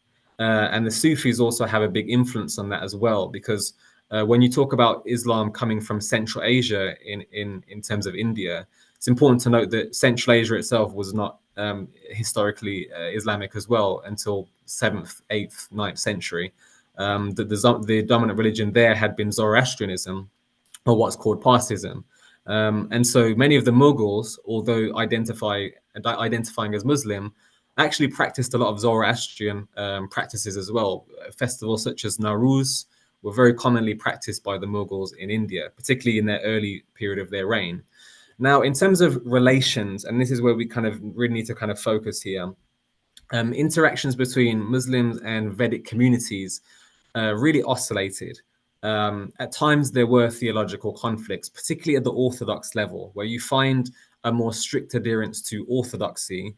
There was a real kind of notion in India that there were theological and ideological differences that sometimes led to conflict. However, as I've said, in many cases, and I would say the majority of cases, and if you read Dr. Shashi Tharoor's book, he argues that by the time the British came to rule India, there hadn't been any religious conflicts for quite some time. And so this is the type of dynamic that missionaries would have seen when they arrived in India. And it was quite complex, and there were a lot of regional differences. So let's look at the Portuguese briefly before we go back to the British. And you'll see that the Portuguese, when they colonized, I focused on Goa specifically on this slide. And you can see that the Portuguese essentially issued edicts to compel the conversion of local populations to Catholicism, and this is something you see in Africa and also in the sort of South America, so what's now Brazil, which was a big Portuguese colony. You see that kind of consistency. They tried this model elsewhere. They intended to implement it in Goa and other parts of India that they had control over as well. And so some of these efforts to convert populations were largely very successful from the perspective of the Portuguese. However, some are more, again, I use the word orthodox, and those who perhaps advocated for a more puritanical form of Catholic Christianity did not like that some Indians who had converted to Catholicism practiced a more syncretic version of the religion. And so there are reports, for example, of sort of temples and mandirs in India, in Goa, and in South India as well, where Jesus is worshipped alongside Vishnu or Shiva. So you see a real kind of distinct Indian practice of Catholicism that is very different from what I think some Portuguese Jesuit missionaries had intended. And so what you then see is a kind of redoubling of efforts to not just convert, but to purify the way that Catholicism is practiced in India. And this man here, who you can actually see in the painting here, Francis Xavier, he landed in Goa in 1542, although this painting seems to have been painted at a later stage. And he not only wanted to convert Indians to Catholicism, the Indians who had already converted to Catholicism, he wanted to purify their practice. And he was very clear in what he wanted to do. He wanted to completely eradicate Hinduism and Islam from Goa. That was his intention. He didn't want any syncretic version of Catholicism where Jesus is being prayed to alongside Vishnu, for example. He wanted pure Catholicism in the Portuguese colony. And in 1560, he inspired the Inquisition of Goa, which served as an apparatus, a kind of framework for doing this. Again, from the Portuguese perspective, from their sort of theological and geopolitical perspectives, they were extremely effective in doing this. And if you look at Goa today, in India or South Asia as a whole, Goa has the third highest Catholic population, and it's not a coincidence. It's very much linked to this history of the Portuguese. So back to the British. Now, we have to remember that when the British rule India, there's kind of two phases to consider. There's the British East India Company, and then the Crown, India becoming a Crown colony. And there are differences that we need to consider. So the British East India Company were, in essence, they were mostly interested in military and economic growth. They were not interested in theology, and their policies prove it. But I'm going to start with this quote from a Scottish missionary who said, "God has, in a strange way, given us India in trust for the accomplishment of his grand evangelizing designs concerning it." So I don't want you to think that that map I showed you earlier, where Christianity is clearly not the dominant religion in South Asia, had anything to do with the fact that missionaries did not want to get into India and convert as many people as possible. That was not the case. There was plenty of missionary zeal. However, the British East India Company firmly and through their policies discouraged and in some cases banned missionaries from converting Indians to Christianity. They banned it. Their directors did not want to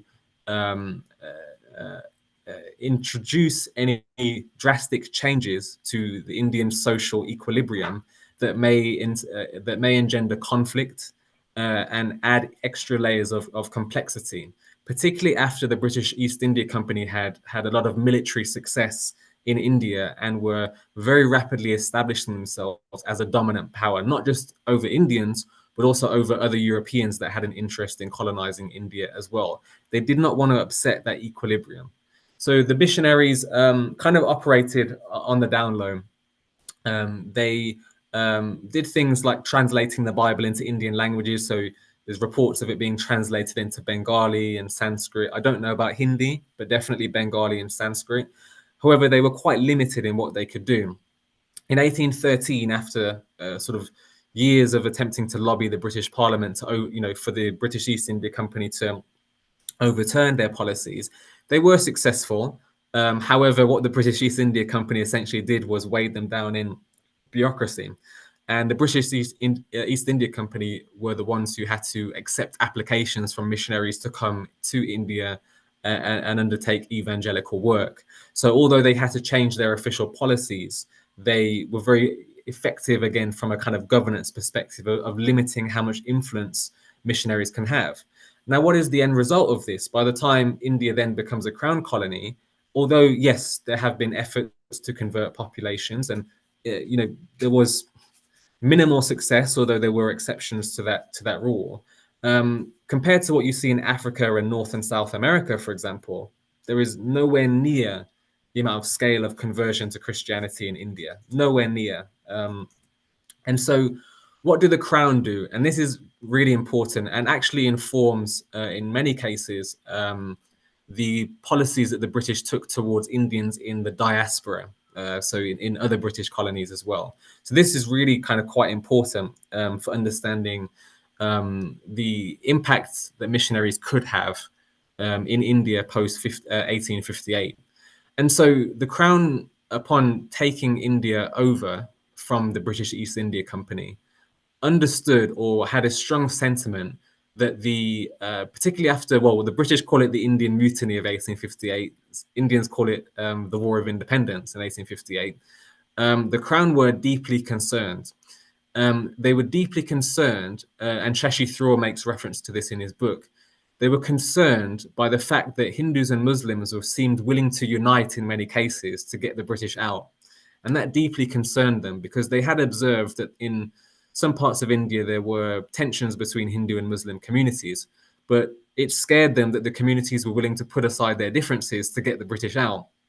And so the British were very strategic in how they took over India and what they did.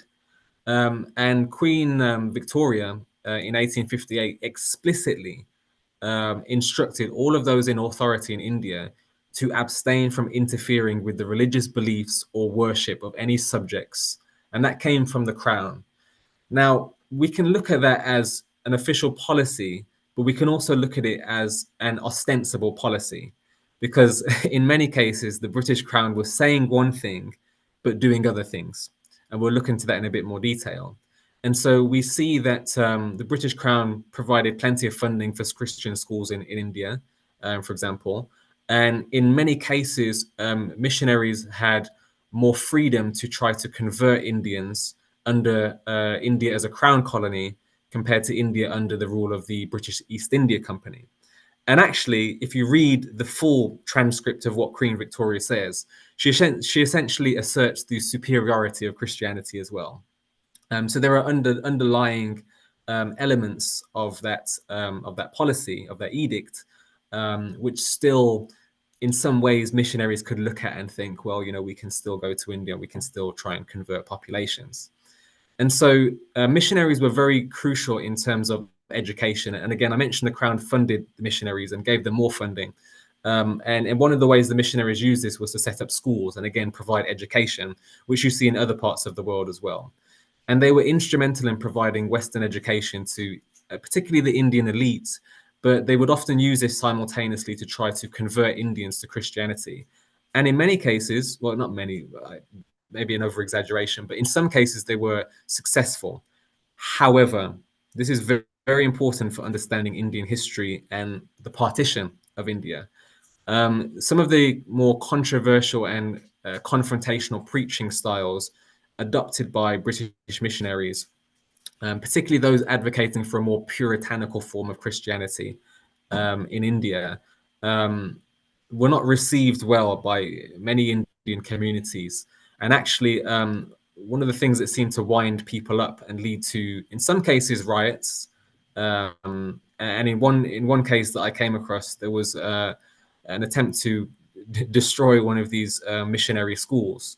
And it was after the adoption of stray children by missionaries, they would then take these children and try to convert them to Christianity and raise them as Christians to be a kind of model for Indian society as what the ideal Indian Christian could look like. But also of strategic influence for the British was the conversion of those who were considered high caste Hindus to Christianity. It was not received well by the local populations, and it led to resentment and distrust of British rule.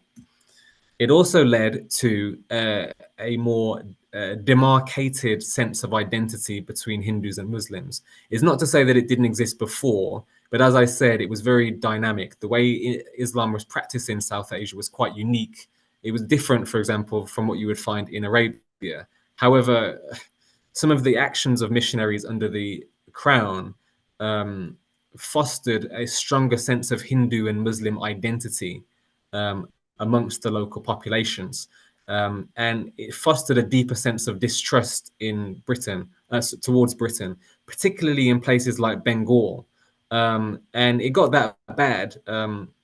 In 1905, Britain attempted to partition Bengal. So we all know about the partition of India in 1947, but Britain actually partitioned India into two provinces in 1905. And this was based on religious lines because they did not like the idea of there being any kind of religious unity, but also they did not want to lose control of their colony either at this particular time. This was, remember, pre sort of World War I, where Britain didn't have any intention of going anywhere. They were planning to stay in India for the long haul. It wasn't until World Wars kind of changed there, and Britain realized they couldn't sustain their rule over India for much longer. And so Britain introduced certain policies as well. So in 1909, for example, they introduced separate electorates for Muslims and Hindus called the Morley-Minto reforms. And what they started to create was this idea that Hindus and Muslims should have a separate political consciousness, and that they were not necessarily, they didn't necessarily have the same interests. They also used propaganda to create distrust between the two communities. And to bring it back to the missionaries really did not help the situation. If you imagine a society in India that is gradually becoming more fractured because of these policies the British are passing, then you contextualize that missionaries are still trying to convert people during this period. It results in a kind of, if you almost imagine a saucepan with boiling water, and you know, instead of turning off the pan to let the water cool down, it's being turned up. You know, it's getting worse and worse and worse, and this is essentially what happens.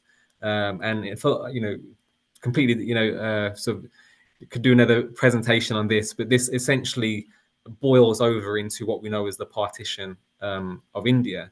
And missionaries did play a role in this. They may not have played the leading role. This came more from the British colonial administration in India.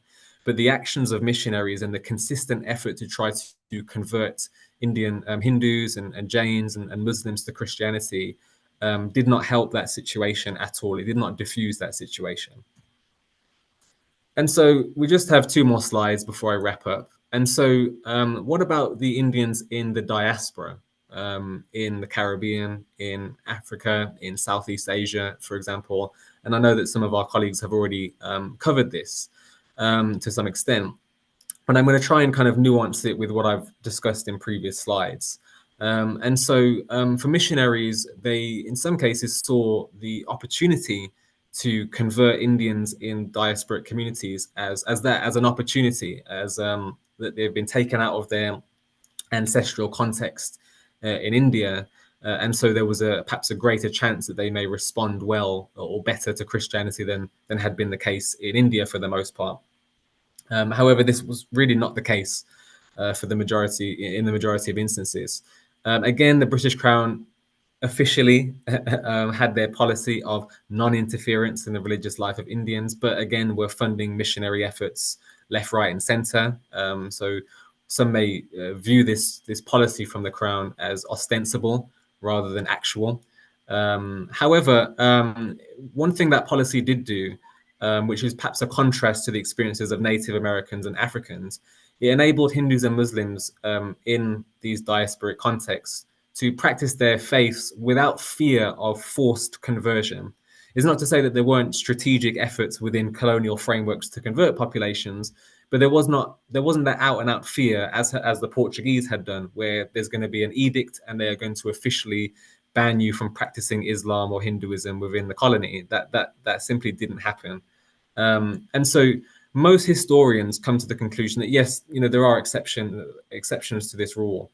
But in comparison to mass conversions in Africa, where you go to Ghana today and over 75% of the population are Christian, or you go to Mexico today and the majority, you know, religion is Catholicism via the Spanish, that simply isn't the case with Indian diasporic communities and India itself. That it did not happen.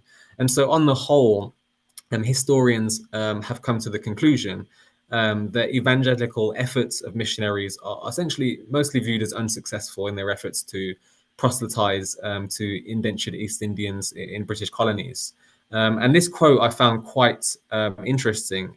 So it says, and again, this was a quote from a missionary themselves operating in then British Guyana.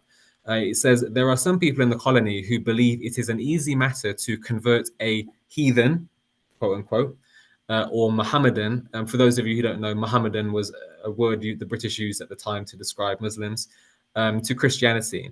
Though that heathen or Mohammedan be Indo-Guyana, sorry, there's a thing in the way of my screen, so I can't quite see that sentence. This is a great mistake, and this is something I find very interesting, these next few lines. It must be remembered that amongst the immigrants, there are a great many persons who are highly educated and who have a civilization and religion of their own to point back to. And this is a kind of writing of a Christian missionary who is experiencing some frustration in efforts to convert Indians to Christianity, and seems quite annoyed that some of his colleagues think that it will be an easy matter. His experience tells otherwise. To kind of, before I get to the sort of final slide that will summarize what I've discussed here today, it's important to note there are exceptions to the rule. There are cases in British colonies outside of India where Indian populations did convert, and this was often incentivized by missionaries within social frameworks, so providing higher access to social mobility, economic opportunities, education, forms of education, access to sort of better education, for example, were kind of incentivized by the idea of converting to Christianity. But as has already been pointed out today, those that did convert, again, were practicing, in many cases, a more syncretic and hybrid version of Christianity that was uniquely Indian, and was influenced by either their Islamic heritage or their Vedic, Hindu, Buddhist, Jain heritage, for example. And so I suppose just as I mentioned earlier that the way Islam formed a unique identity in South Asia, those that did convert to Christianity, in many cases in India and within other British colonies, were practicing a very unique and distinct form of the religion that took on an identity of itself. And I think that's quite beautiful, that there were these sort of hybrid traditions that people took elements of their own identity and heritage and mixed it with the new identity that was brought to them via colonial missionaries. And that really concludes my presentation. I have left a summary page here to just kind of remind you what I've covered today. But I think if I was to summarize the impact of Christian missionaries within the Indian diaspora, I would argue that they were far less successful in mass conversion than they were in Africa and North and South America, and that in many cases Indians either retained their own religious identity, or in the case they did convert to Christianity, asserted and adapted Christian colonial frameworks to tailor it to their own needs and identities. And I think that was really interesting, and I very much enjoyed researching this. And thank you for the opportunity. Thank you. I want to thank you, James, for your very contextual presentation that was really grounded in history. It has inspired quite an active conversation on the chat that I wish our YouTube audience could benefit from. And so now I want to invite members of the audience to please bring their questions and comments. To identify yourself, kindly raise your electronic hand. It's in the reactions button at the base of your computer screen, and then we will call upon you.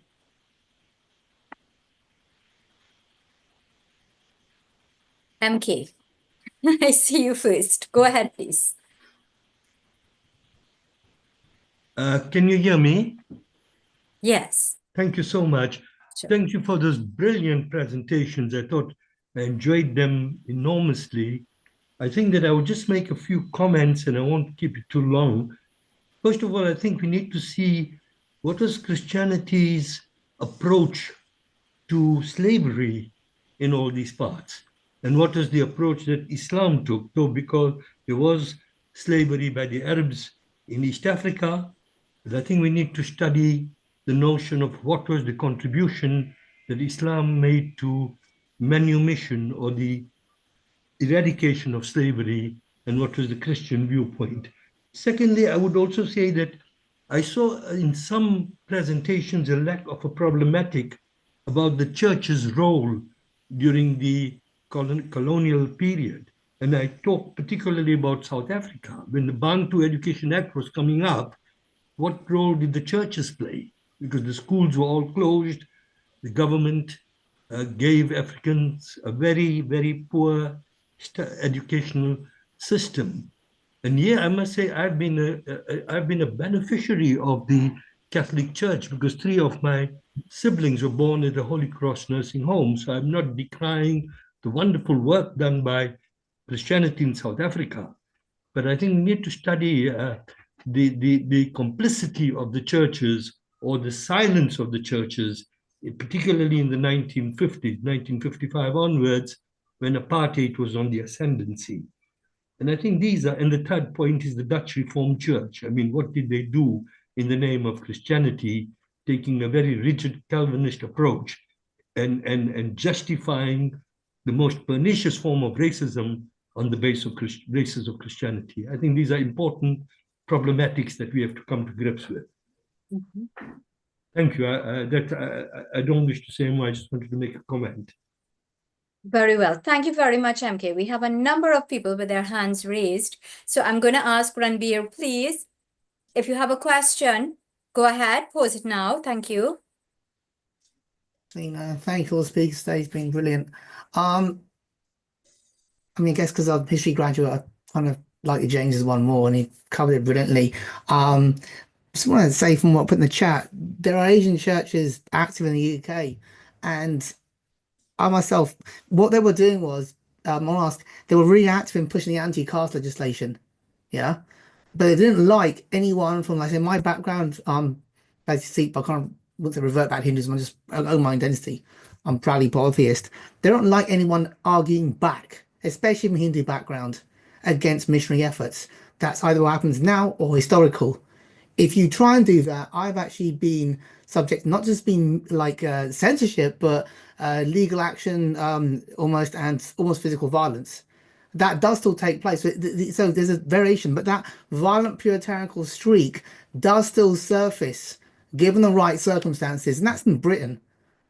So my question is James or anyone aware of this happening within the UK itself? That if you dare speak back, this is what you face? All right, let's get a response directly from James.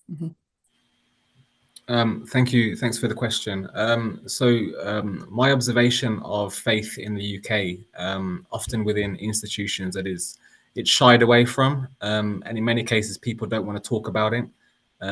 It's a complicated area, but I think people are afraid to get it wrong. I haven't observed that what you're referring to in terms of a censorship. It's not to say that it doesn't exist. I just haven't observed that myself. But one of the things I try to advocate for in my job and in previous jobs I've had where I look around equality, diversity, and inclusion is to encourage people to deepen their understanding of how faith informs context and lived experiences. But no, I thank you for bringing that to my attention. And it's something that I'd appreciate to learn more about, so I can be more informed on that specific nuance as well. So thank you. Excellent. Thank you so much. Shani, go ahead with your question, please. Okay, well, first of all, excellent presentations from everybody today. There's so much to unpack.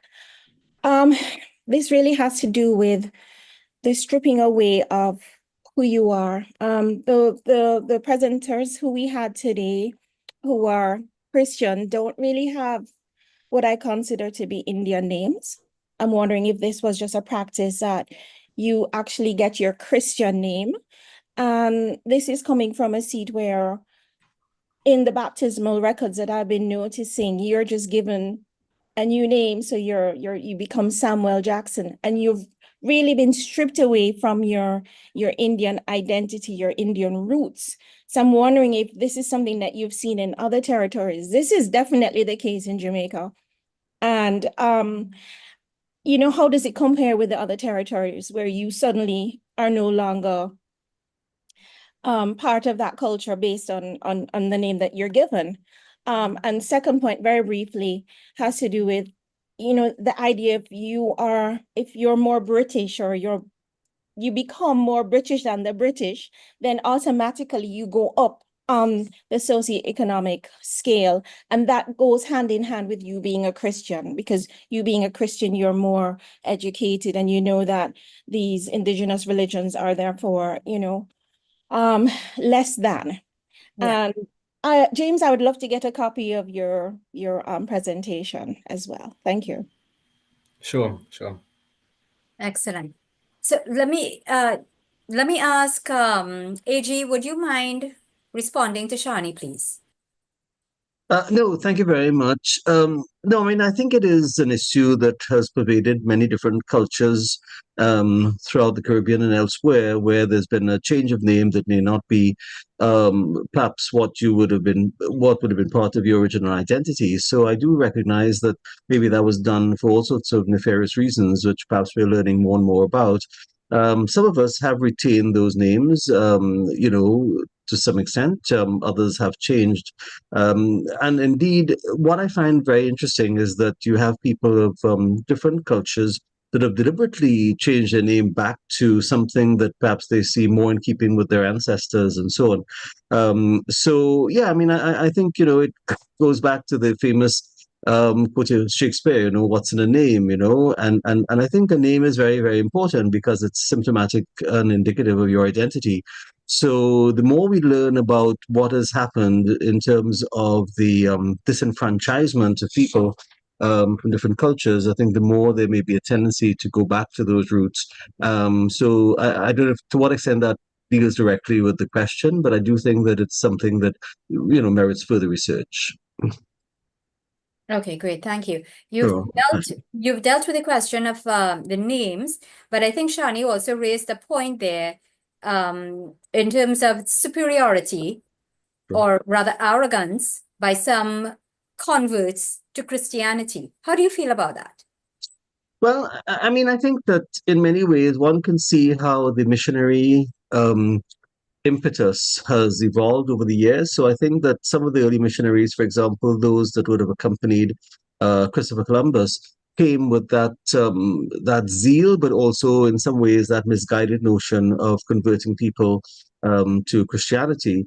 What I have found from my own research, based on more recent practices, is that the churches that have come out on mission, the Canadian missionaries, for example, have really taken a much more conciliatory approach. I mean, in the sense that what motivated them is really the desire to assist, as opposed to deliberately converting people. Of course, naturally, people were drawn to certain religions which they felt were helping them.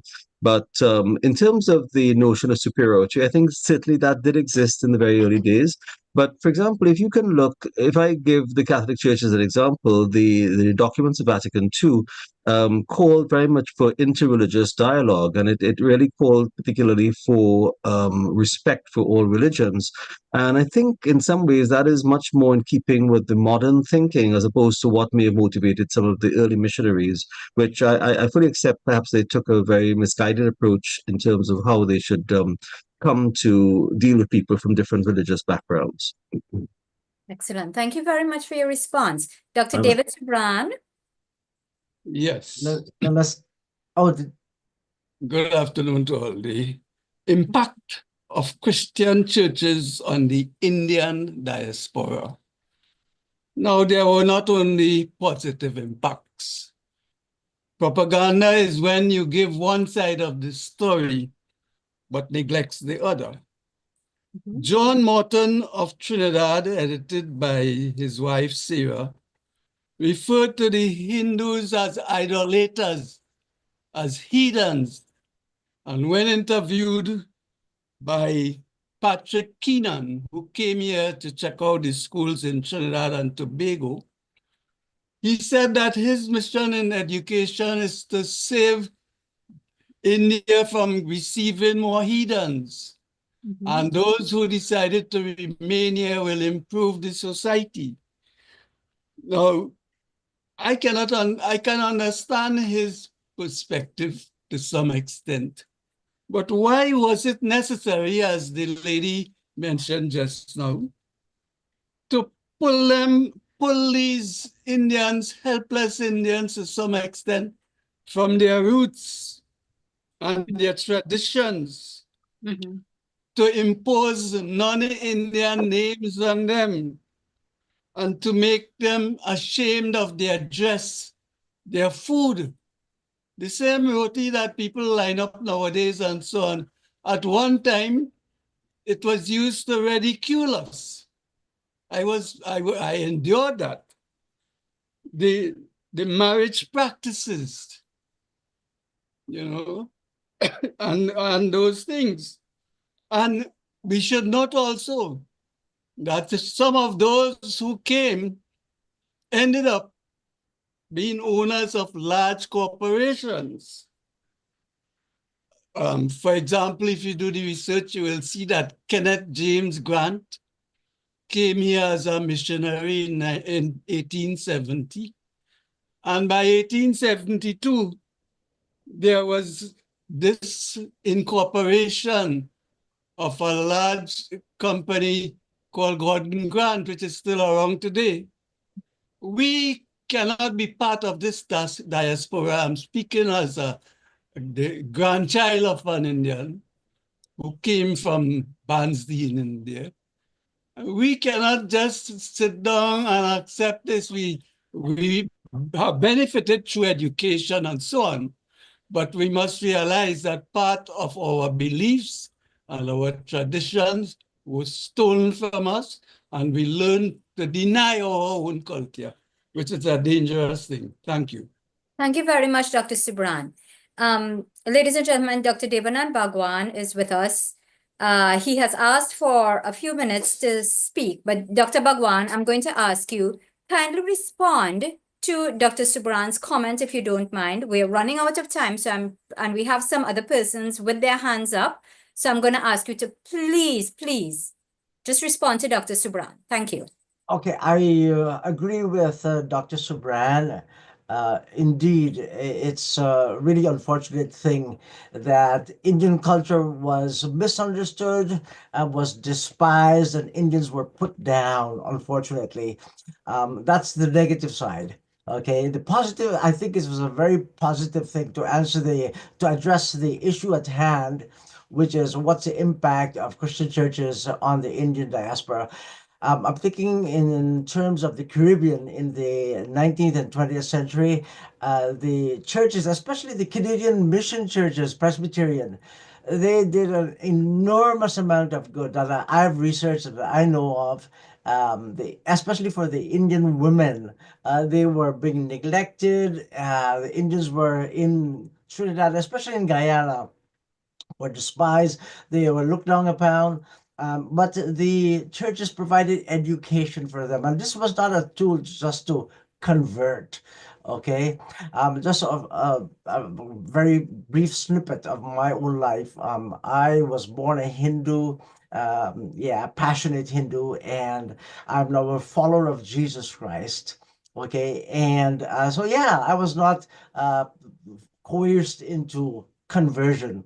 So my point is, yes, there are positive and negative impacts. The positive thing is that people have been uplifted in terms of education, health facilities.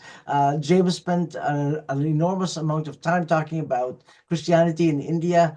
Look what Christians have done to transform society in that land. Okay. Thank you. Thank you very much, Dr. Bhagwan. Ladies and gentlemen, those of you all with your hands up, Dr. Perrier is in South Africa. It's very, very late there, and he would like to leave. James, I know you're in England, and it's late there as well. So if you have a question for any one of them, let us please just bring that now. Dr. Thomas? Not a question, really. Just a comment.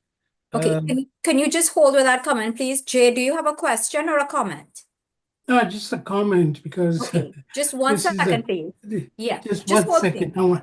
Sure, just hold, please. Mike Passad, which will relate to South Africa too. Yeah. Okay, just 1 minute. Mike Passad, do you have a question?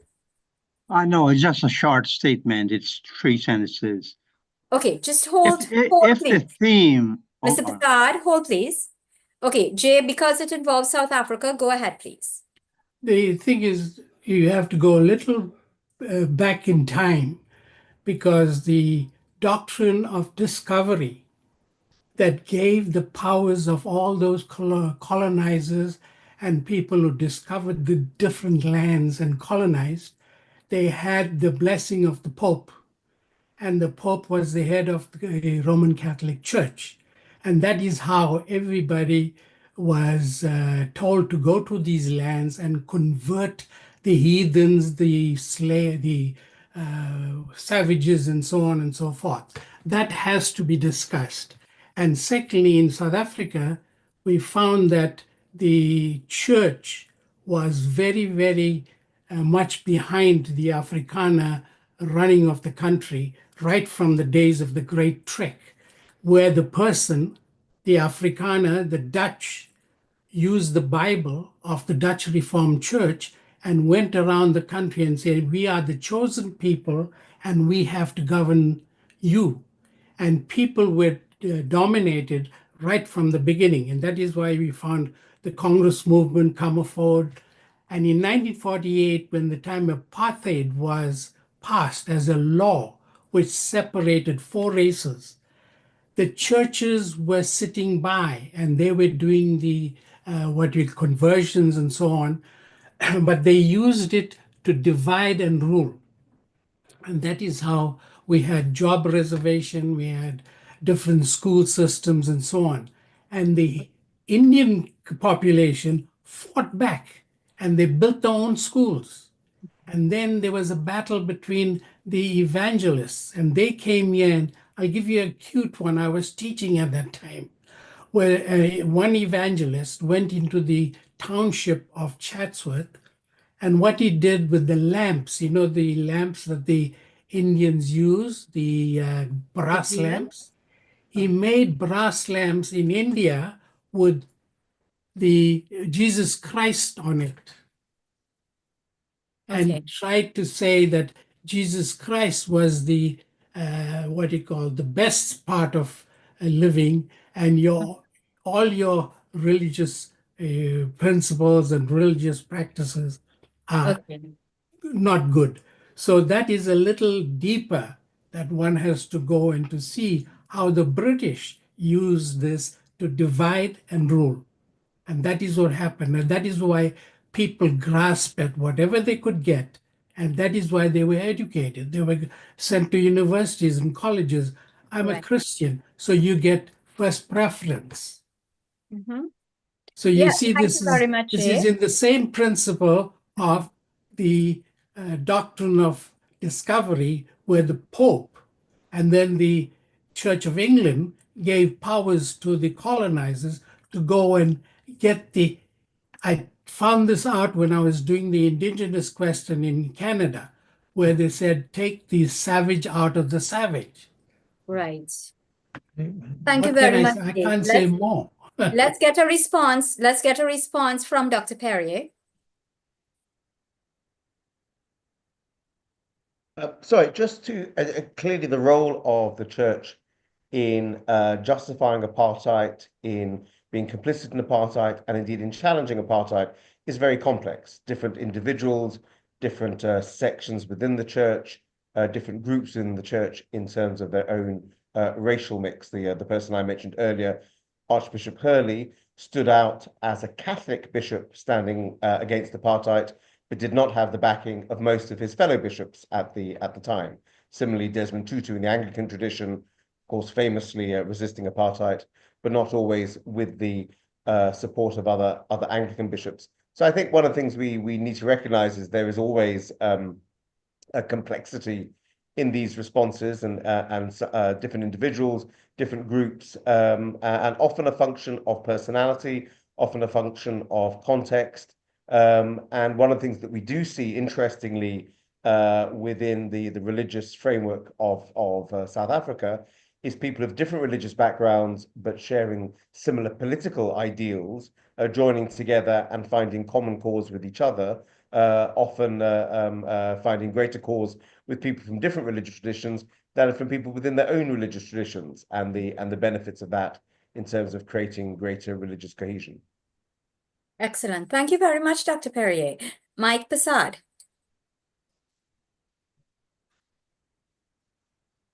Hello. Yes. Go ahead, please. In all the colonies, missionaries, Christian missionaries went out to convert Hindus and others to Christianity, and they used inducements to win them over and so on. Today, we live in a new age. People are much more educated. We don't have colonies anymore. Mm-hmm. Let people be free to choose and worship in whatever religion they believe in. I was on a chain once, and I want to make one sentence. I was in a chain once, email chain, they hammered this guy, Dr. Bhagwan. They called him a jackass for converting to Christianity. And I said, my God, what have we become? Couldn't people be free to choose whatever religion and respect them for that? Thank you. Okay, thank you very much. James, I know you have to leave. Do you need to make any closing comments? No, I'd just like to thank everybody for the opportunity to present and be part of this discussion. I really enjoyed it. I hope that you found my presentation useful and insightful, but it is getting late here, so I will have to bid you farewell. But Khuda Hafiz, Namaskar, Sat Shri Akal, Adab Arse. Have a good night, everybody. Bye. Khuda Hafiz. Khuda Hafiz. Bye. Thank you so much, James. Dr. Indira. Dr. Indira Rampasad.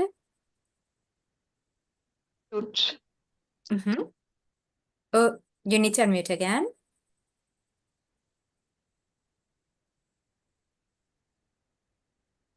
Okay, I'm not sure what's happening with Dr. Rampasad. Roseanne Kanhai. Dr. Kanhai, please go ahead.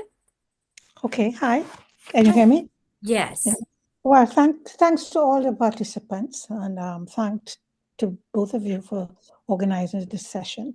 And it has been based on the historical process of Christianization and colonization as they went hand in hand. I'm wondering if there's anyone on the platform, either presenters or participants, or you or anyone on the platform that would like to bring this history up to the present time, and what kind of attitudes towards Christianization and colonization and westernization have prevailed and have been very much internalized within, our communities, the diasporic communities. For example, recently there was a situation in which the leader of the opposition in Trinidad, who has an Indian name, there was an occasion on which her name in the parliament was being ridiculed as a Hindu name. Right, so that's just one example. If anybody on the platform would like to talk about how, the colonial populations, post-colonial populations have internalized some of the attitudes that were brought, and how do they manifest themselves now in contemporary time? Okay, so who would like to take that? Professor Monroe, perhaps? Okay. AG? I think that the evolution of the churches in modern times is definitely something that is being chronicled, but needs to be looked at much more seriously because, I think by virtue of some of the documents released by the Catholic Church and others, one can see that there is a recognition and even an attempt to apologize for the misguided approach by some of the early missionaries. I mean, John Paul II, for example, is a prime example of somebody who has approached various communities and cultures and sought to apologize for the wrongs of the church and so on. So I do think I take the point that Dr. Canna has made. I think it's a very, very valid one, if I may say so with the greatest respect. And, if anybody would like to collaborate, I'm more than happy to assist in that exercise. Wonderful. Thank you. Thank you, Dr. Rampasad. Okay, I could not unmute before. We're hearing you now, though. Thank you. Yes, great. So yes, exactly the point Roseanne Kanhai just made, that we need to bring this into the contemporary era, because we're seeing, and I don't think the superiority syndrome has disappeared, nor the elitism of Christianity being superior to other religions. We saw on political platforms terms like backward coolies and knife and fork Indians to refer to parties of, comprising persons of predominantly Hindu background as opposed to others, which may be Christians or Presbyterian. We also see it, the whole race religious mix come into the fore, and that superiority transferred to certain religious groups. The whole notion of religion and politics plays often a role of the church in some of these countries, particularly Caribbean politics. I'm sure it occurs in South Africa as well. Many other countries. We saw it played in the U.S. elections with the Catholics and the Latinos and the rule of abortion and gay rights and all that, leading to a Trump victory. So I think the research has to be done to take it from the history, which many of our brilliant speakers harped on. The historical context was important, and that history has been written. But the story that needs to be told now is the contemporary era and the role of religion, the role of these Christian churches in the Indian diaspora and religion, and the role of politics and contemporary politics, because it's no longer the white colonial masters. We have a different group of masters here who are perpetuating the same divide and rule syndrome. Thank you very much. Excellent. Thank you so much, Dr. Arnold Thomas. Thank you. Just a quick comment. St. Vincent is almost unique.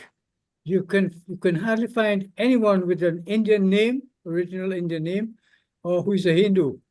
95% of the Indians who came here were Hindus, but we had some very, very interesting developments in our history. The churches were in very serious competition to convert these Hindus, whom they regarded as idolaters. And what happened in 1867?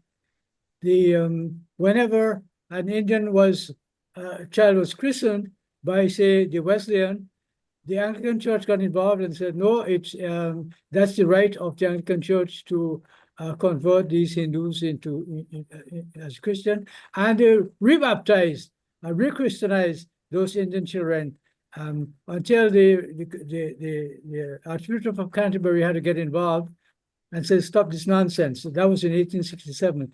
Another big event that had such serious impact on us in St. Vincent was that protest march in 1882, when half of the Indians who came from India as indentured workers returned to India, which means that there were no more Indians coming in, and those who remained in St. Vincent had to adapt and become part of the system.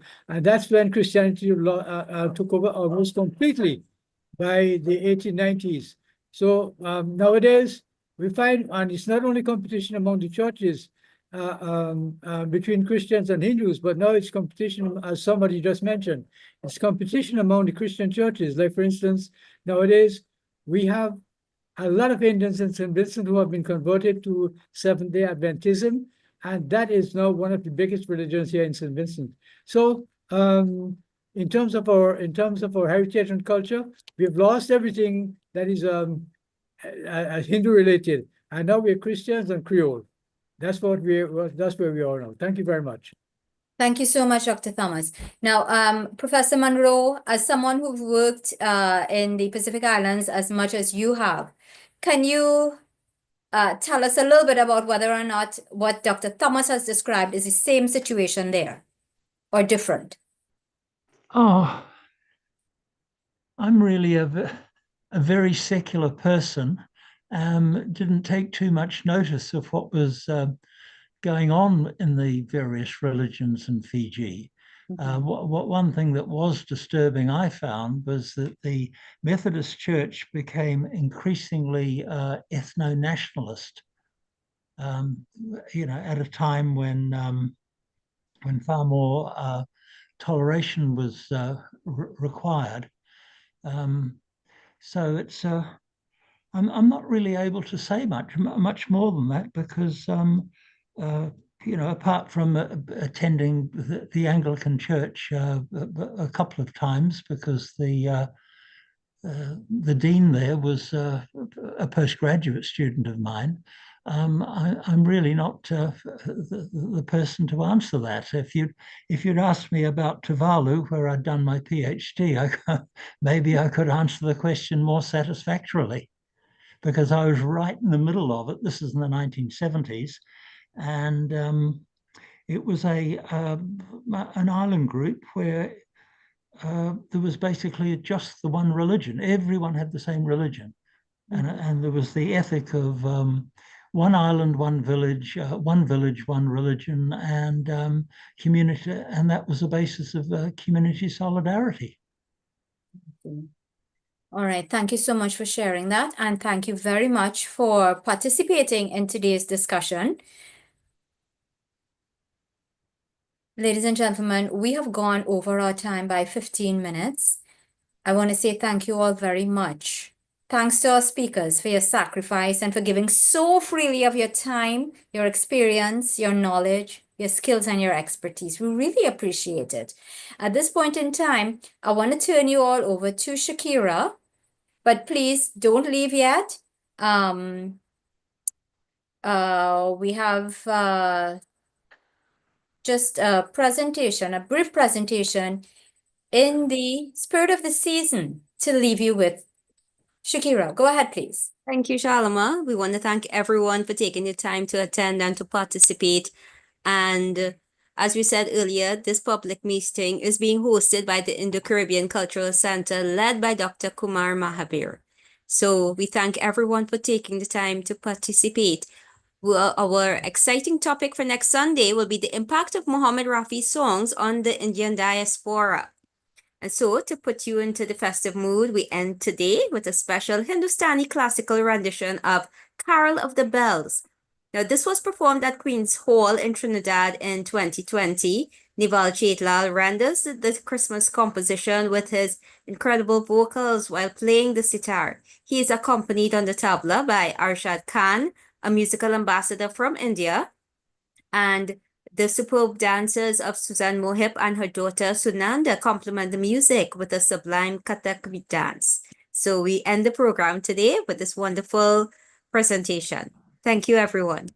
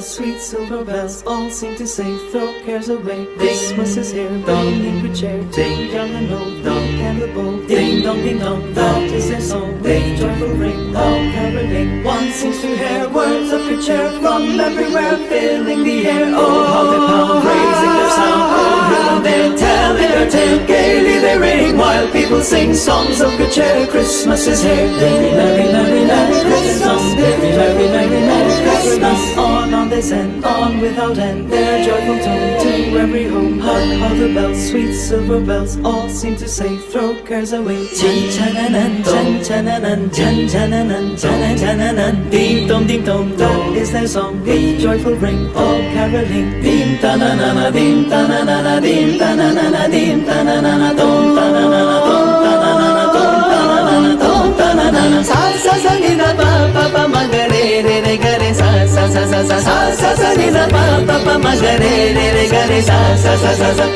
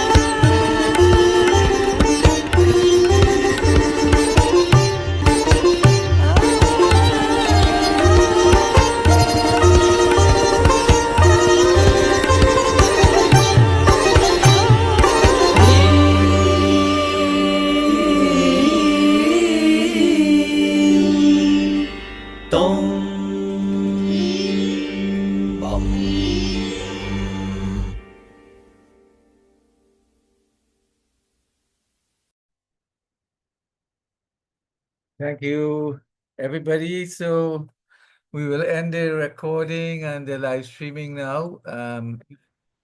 Anybody wants to say anything further, we can do that. We can spend just a couple minutes,